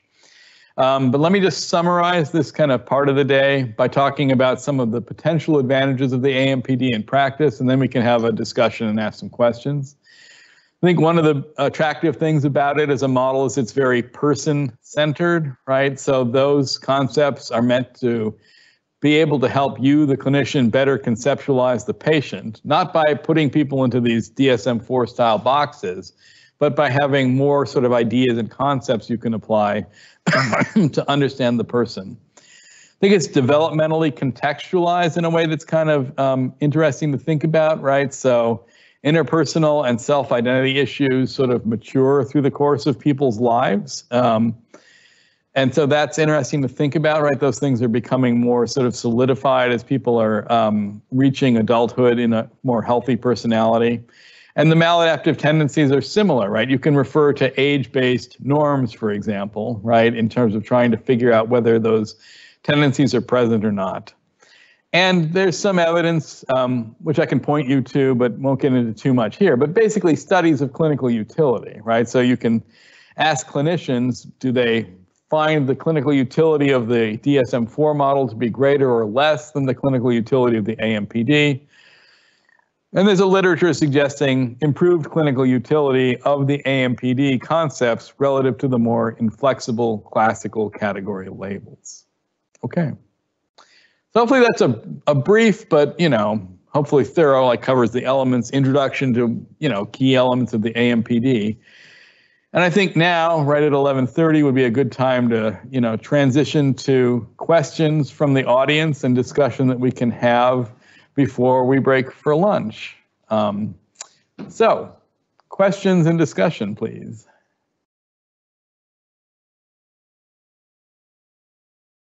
So I think we start with the auditorium that is here, and then I have accumulated some questions from the online participants, but I think since you're here, you should get the chance first to ask some questions to Bob.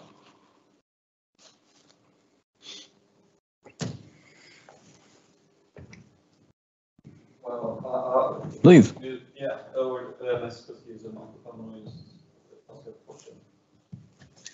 Yeah, Bob will repeat your question. Okay. I'm interested of your thoughts of the OCP, what's called the OPD, this German psychodynamic manual of diagnosis. Because I see some, I'm maybe familiar with it, but to my eyes, at least, there are some similarities between this more dimensional model that you're presenting and that's presented in this psychodynamic German model. Are you familiar with it at all? Or? Potentially. Are you referring in your question to the Psychodynamic Diagnostic Manual, the PDM? Is that what we're talking about? Yeah, I think I heard a couple of names. Yeah. Right. So the question was about the Psychodynamic Diagnostic Manual, or PDM, which was a book created and published by a group of psychodynamically oriented clinicians that's meant to be kind of an alternative to the DSM as a way of conceptualizing patients. I I do have a copy of it, and I read sections of it, and I'm familiar with some of what's in there. And I think there are similarities, particularly with criterion A, right? So just again, to make sure I repeat the question for the audience and the people looking online, right? The question was, aren't there some similarities between the psychodynamic diagnostic manual and kind of the AMPD, part of the DSM-5? I think the answer is yes, particularly in the criterion A features, right? So when you ask about kind of the intellectual provenance, right, or like where did the criterion A stuff come from in terms of its academic history, it really is in the sort of object relations and psychodynamic literature, right? Because in that literature, problems with self and other conceptualization are considered core features of personality pathology.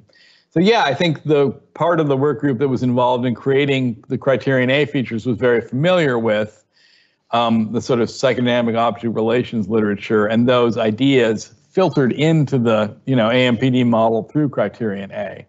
So that represents something that people kind of discuss, like has psychodynamic thinking now filtered its way into the supposedly objective DSM, and is that a good or a bad thing, right? Myself, right, as a person who was originally trained clinically in a more psychodynamic kind of way, I like that, right? It's fine with me. I don't have a problem with it sort of intellectually. Other people are concerned that they don't like that because, it's less objective and, sort of this kind of thing. But does that kind of address your question, right? I think there is a connection for sure. That is to say, criterion A has psychodynamic origins, right? Like that's the literature in which those ideas have been originally described. And I'm okay with that. So. Other questions? From the audience, perhaps? Or yep, perhaps we'll go to an online one? I'll interject with one. Yeah. All of the online participants probably won't be here in the afternoon. So there are some practical questions here. For example, how much pathology do you need in order to, make the personality disorder diagnosis?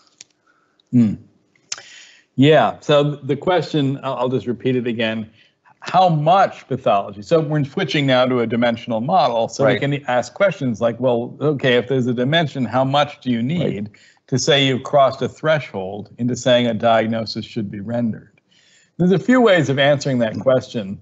One thing to point out about the AMPD that I didn't get into in the lecture is that it tries to recreate some of these classical categories.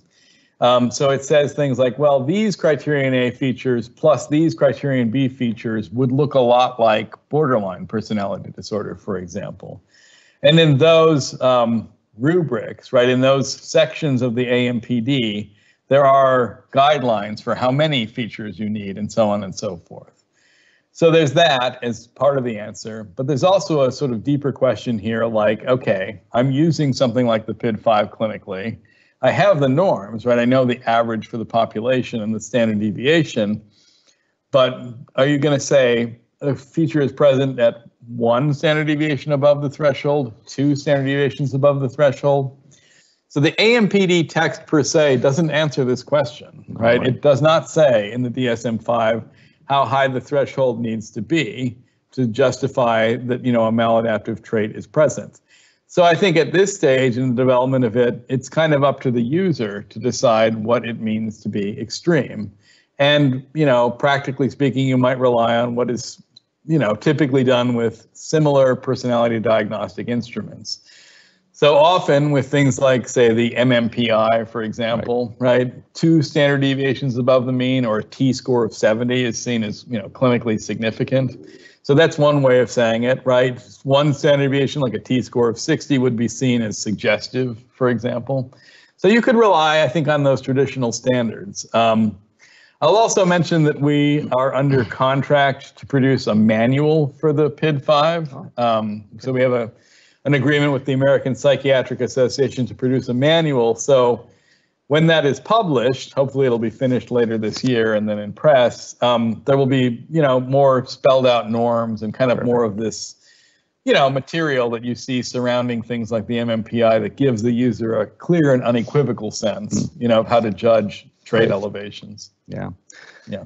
And then there is also some questions about useful literature, and I have found that still the manual, the DSM-5 manual, section 3, which you've written most of the stuff there, is still very useful. If you look at the, it's a good start, to understand the AMPD if you haven't encountered it before. Mm-hmm. Is there anything else that you would, waiting for the PID-5 manual? Are there any particular papers? Something to read. Something to read, some literature. From the clinical utility angle specifically. Right. How do you go about this? Excellent How do you question. Understand it? Yeah, that's a great question. I'll repeat it again. The question was, of the literature that now surrounds the AMPD, are there things that I would suggest in particular that are particularly pointed at clinical utility kinds of issues, like how to use it in the clinic in a practical way? Right. Because, and I think this is worth commenting on, there's a lot of literature now, right? But most of that literature is scientific and technical in nature. Right. So it's things like, what's the factor structure, of the PID-5 scales, or what's the reliability of a criterion A measure, things of this sort, right? So I don't want to shy away from that literature because I think that's important to know about too in some ways. But I certainly appreciate that, a practical guide to how to do this is important. So I'll mention two things in particular, one of which doesn't exist quite yet, but should soon. One of which that you can see, and actually I have some slides on this. So some in the audience, certainly you're familiar with the work of Bo Bach, right? So Bo is a clinician in Denmark who's been probably more active in this area than just about anybody, publishing on, how to really use the AMPD in the clinic, which is something that they use in their clinic. He had what I thought was a really nice paper just published in the journal Personality Disorders, Theory, Research, and Treatment on clinical utility of the AMPD. And I don't know if you've seen that paper yet yourself, but I thought that was a great paper. I liked it so much that I made some slides out of some of the stuff that Bo had. It's also a paper length document, which is nice, right? So it's not a book, not a tome, as I was saying before, but kind of a 10-page succinct but effective summary of kind of, I think, how to use the AMPD in the clinic, along with some treatment suggestions and so on. So I really liked that paper. I would suggest reading that, and it exists. Right, so it's not something that's going to happen in the future. But I'll also mention that along with colleagues, so the people involved in this project are Bo Bach is the lead author, Eric Simonson, who was one of Bo's mentors, myself, and Chris Hopwood, who's a good friend and also a very effective clinician and scholar. We have a book coming out from Guilford Press about kind of using the AMPD in practice. So this is a much longer book length document, and I've seen and worked through many of the chapters in this book, and it's nearing publication, but it's not quite published yet. So I haven't seen galley proofs, for example, but hopefully that book will be out this year too. And that's longer, but like most of what's in there is described in a much more succinct way in Bo's paper. But we do hope people are interested in the book when we publish it. Okay, so another kind of practical question for us is also, the whole issue about differential diagnosis. For example, how do things like autism or complex PTSD play in relationship to personality disorder, issues? Yeah, no, that's an excellent question, right? So the question is, there are other concepts in psychiatry sort of sitting in other literatures that certainly resemble things that are sitting in the personality disorders literature. And when we're thinking about those concepts and we see these features in patients, are those concepts like ADHD more sort of clinically useful, or are the concepts from the personality disorders more clinically useful? And I think that's another one of these interesting silo type questions. So what does the scientific literature suggest? It suggests that those things that are called ADHD are well captured by low conscientiousness features, right, or disinhibitory features described in the AMPD. If you did a study where you studied people and you assigned ADHD kind of features and you assigned AMPD kinds of features, they're largely redundant. Right. So what does that mean? Well, it means the AMPD can capture what has been described as ADHD. Or conversely, it says ADHD is, sort of something that captures what's in, the AMPD. Where does that lead? I'm not sure, because it's very hard sometimes to see the bigger picture because of how the DSM is organized. But, I gave a presentation yesterday about the hierarchical taxonomy of psychopathology, right, which is this consortium that I'm part of, where the idea is to kind of clean that stuff up, right? So sort of say, like, it's been siloed for too long. There have been too many literatures that are working at cross purposes. Can we see the bigger picture and say, okay, there's one coherent concept here that captures, ADHD as a personality style? Yeah. But it gets provocative to think about, because everybody who's invested in ADHD probably isn't going to be thrilled that we've, invaded their Balkan territory. Right. Because it literally feels like that academically, right? Yeah. So is the personality disorder people, are we taking over, the other Balkan states? Or maybe they should take us over, right? So you can see how the dynamics work that are challenging. But at the end of the day, it's clinicians who have to use these concepts. So the academic battles are a little bit abstract, but very real. Because if you made your career on being an ADHD expert, you're not going to be thrilled that it's like, we don't believe in that anymore. We got it all in our personality model. Yeah. Or you could think, instead of thinking of either or, you can think, both. You might find some way of merging it. Well, and hopefully that's how the high top endeavor is going to play out. But it's, complex academically. So that kind of moves into the whole issue about borderline, which is also a sensitive issue that you were mentioning. So we got some questions about whether, are you thinking about that we should divide the borderline diagnosis into two different diagnoses? Because I think you were kind of implying that. Or should it be dissolved? Where is the borderline diagnosis going to go? Provided that the AMPD will actually, be the, the diagnostic process per se. Yeah, fascinating question, right? So, and I did present a lot of this in the sort of lecture. What do we do about borderline personality disorder? Right, which is a salient and important, concept that many people have benefited from. Played out in a very complex way in the ICD-11 personality disorder story. So the way that played out is the original ICD-11 personality disorder model, very similar to the AMPD, did not recognize the word borderline, right? Was going to come to be published without any acknowledgement of the word borderline. People who were very invested in the borderline concept found out about this and became understandably very unhappy. And in particular, a group of German clinicians made the argument that it would be a disaster for them and for their patients. And it's not an uncompelling argument they made, right? What they said was, at least in Germany, we are funded and able to do our clinical work because the borderline concept is recognized in the ICD.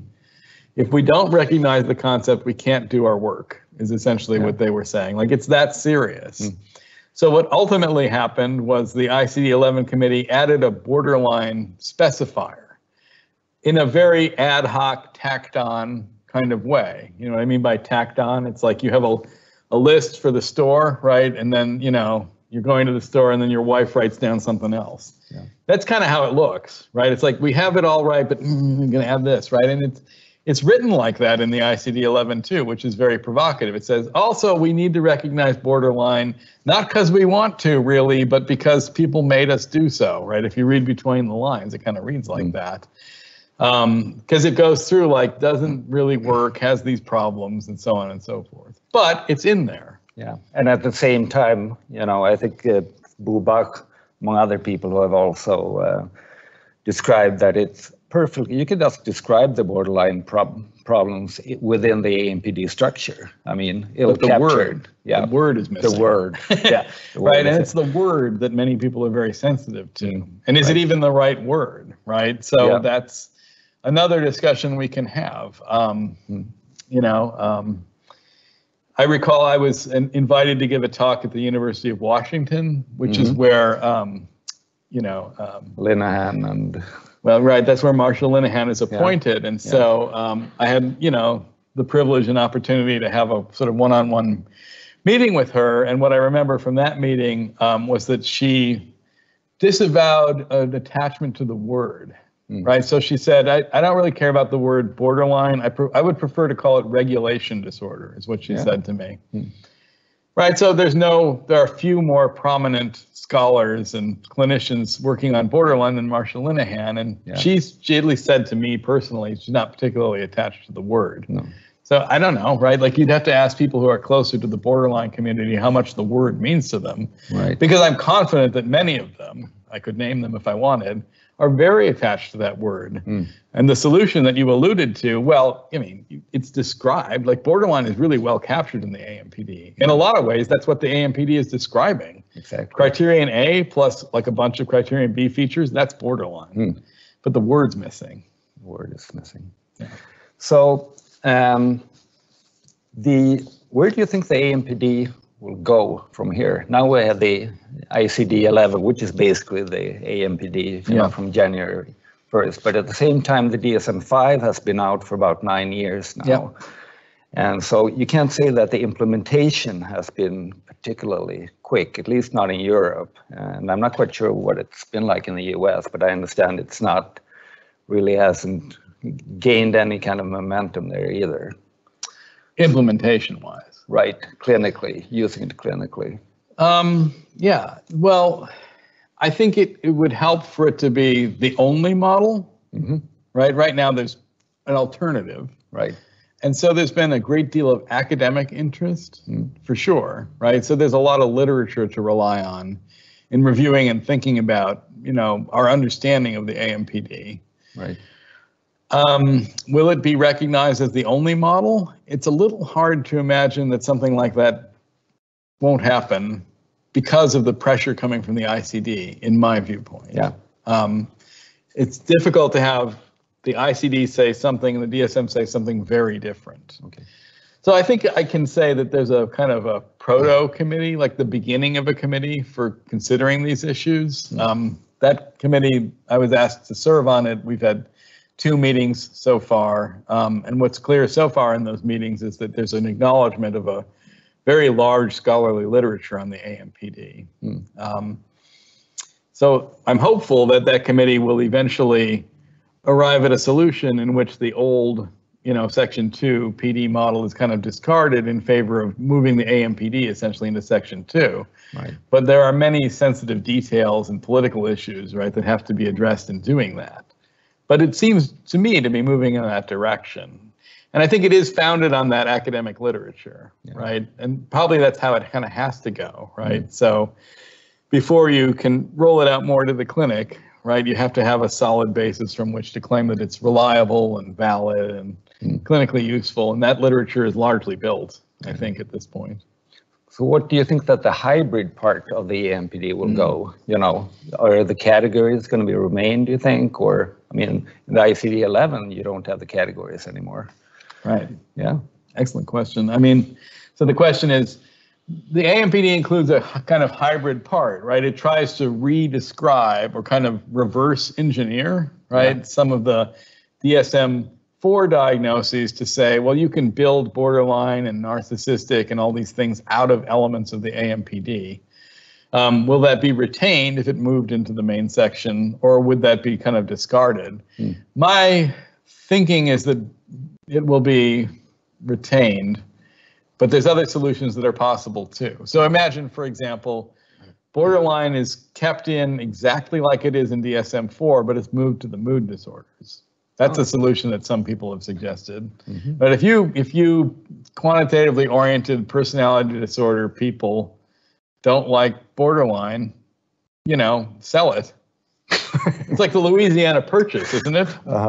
right? No, but it's literally like, okay, you don't like this territory, right? Like it's not good farmland. I don't know, sell it to some other country, right? That's literally, I think, the kind of dynamic that's in play here. Pragmatic approach. Yeah, like, fine, you don't want it, we'll take it. Very good. I don't know, how are we time-wise here? We have a few more minutes. Let's see. So there are some questions about instruments available for assessing criterion A. The SCID AMPD is not available in Swedish, and probably will not be because, I mean, there are issues about, how big a market is it, at least yet. So what has been used here has been used Hutzebaut STIP, the semi-structured interview. So do you have any thoughts about the differences, whether STIP is useful or, Right, so the question here is about assessment instruments for the criterion A features of the AMPD. If it's okay, I'll ask you a question too. In asking me the question, you're referring to clinical interviews versus self-report instruments. So I wonder if there's an interest in Sweden in self-report ways of getting at criterion A, or if there's a reason why people definitely want to use a structured interview as opposed to a patient self-report. Well, I think in our little country, we're just grateful to have anything, that's kind of my spontaneous response to that. But I mean, I have actually translated Hutzebaut's LPF as BF, the brief form of the, so that's used as, kind of a screening instrument. And then we tend to move on either to the STIP or, just, taking the history and kind of checking off the different boxes in criterion A. Right. So then is the question to me, does that seem reasonable or something like that? Yes. Yeah, no, that seems entirely reasonable to me. And that's how I would think of it clinically. That's why I asked about the self-report part. Right. So for me as a clinician, I would prefer to rely on self-reports first. As kind of even as screeners before spending a lot of time on structured kinds of interviews. Right, because that's really the issue. I mean, you want to do a thorough job, but at the same time, I mean, there's a limit to how much time you can put down on each patient and each assessment. Right, and that's why I prefer the self-reports. I feel like I can learn a lot from the patient's angle, and they're easy to, you can do it in the waiting room. You can even do it at home. Like, just bring that stuff back and we'll talk about it.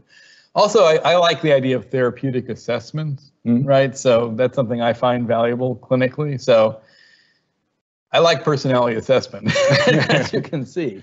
But one of the reasons I like personality assessment is you can talk with patients about it in an objective way. Right. So it's an element of the relationship, the way I think about it, right? So, hey, fill this out. You can learn something about yourself, right? And we can talk about it, right? So the way I like to present the personality assessment information is it's objective. Right. It's not me saying that you're manipulative. No. Right? It's this instrument that suggests that you might have some difficulties where other people might feel used by you. Is that something you've experienced? Exactly. You see what I mean about, right? It's like a therapeutic assessment because it places the information in this objective space. It's like, that's what you said on this, and compared to other people, you look like that. Right. So that's kind of just how it is, and hopefully that's helpful to you to hear about. And it's something we can work on, right, in therapy, right, as opposed to, I'm getting a lot of anger from you, which is heard differently, I think, versus like, this suggests that you're often very angry and upset. Is that something that you've experienced? Because that's what you said on this instrument. And it came out to be, a little higher than most people. So maybe that's something we could work on in therapy. I also find it really useful that way, right? Like, what are we going to work on? Not just the presenting complaint. Because if you do the assessment, you have a more thorough sense of things you might work on beyond the presenting complaint that the person might not even be really thinking about, that they come to realize because of the assessment. And it's not only an issue about diagnosing, personality disorder or not. It's a way of using it into therapy or any kind of treatment, even pharmacological treatment, is what I'm thinking about in terms of compliance issues and so forth. So that actually brings up another thought that I've had, which is the whole sub-threshold, issue. I mean, assessing personality disorder is one thing, but I mean, as you were stating, I mean, if you're just below the level, even if with the APMD, there might still be personality pathology, and the ICD-11 has kind of recognized that by having the personality difficulty, issue. So a lot of the people that we are seeing might not have personality disorder per se, but they've certainly, or maybe they have, I don't know, but they've certainly had personality dysfunction in terms of that they might have had, depressive issues ever since their childhood, and that, that kind of thing. So how important do you think the actual categorical personality disorder diagnosis will be in the future?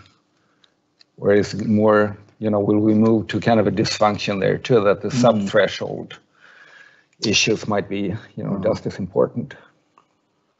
Yeah, it's a great question, right? So I'm interpreting the question as, can we take clinical advantage of the full dimensionality, right? Essentially, right? So if we're moving toward dimensional models, we don't have to be attached to, you have a personality disorder. We can think personality styles, right? And challenges, maybe, some word like that. Good word. Yeah, right. So something like that as we move and recognize that there are higher levels too, like disorder. Yeah. I think it's a wonderful idea. I think it's a nice feature of how ICD-11 played out that hopefully plays into the way in which the APMD would maybe migrate to be the main model for the DSM, that it recognizes more of those dimensional features.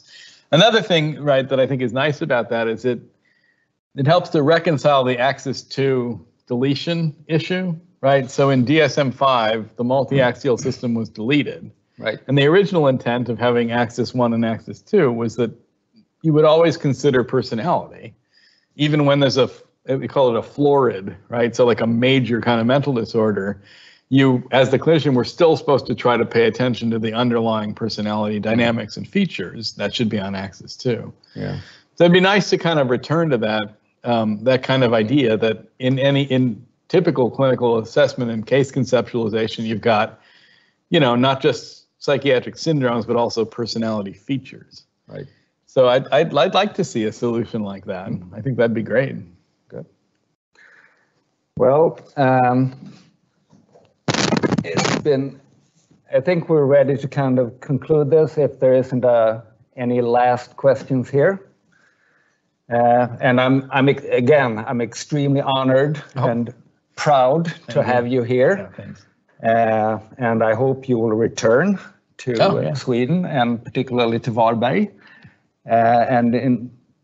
We would like to present you with a small gift, a typical Halland little pot here. Oh, thank you. Yeah, that's great. Yeah, thank you very much. It's been a real privilege, and thank you so much. And we also have work this afternoon. Yes, we have work this afternoon for some of the people who are here, and I hope some more will come here. Yeah. And again, we will see you people in Skåne tomorrow here as well. Great. Okay. Thank you. Thanks very much.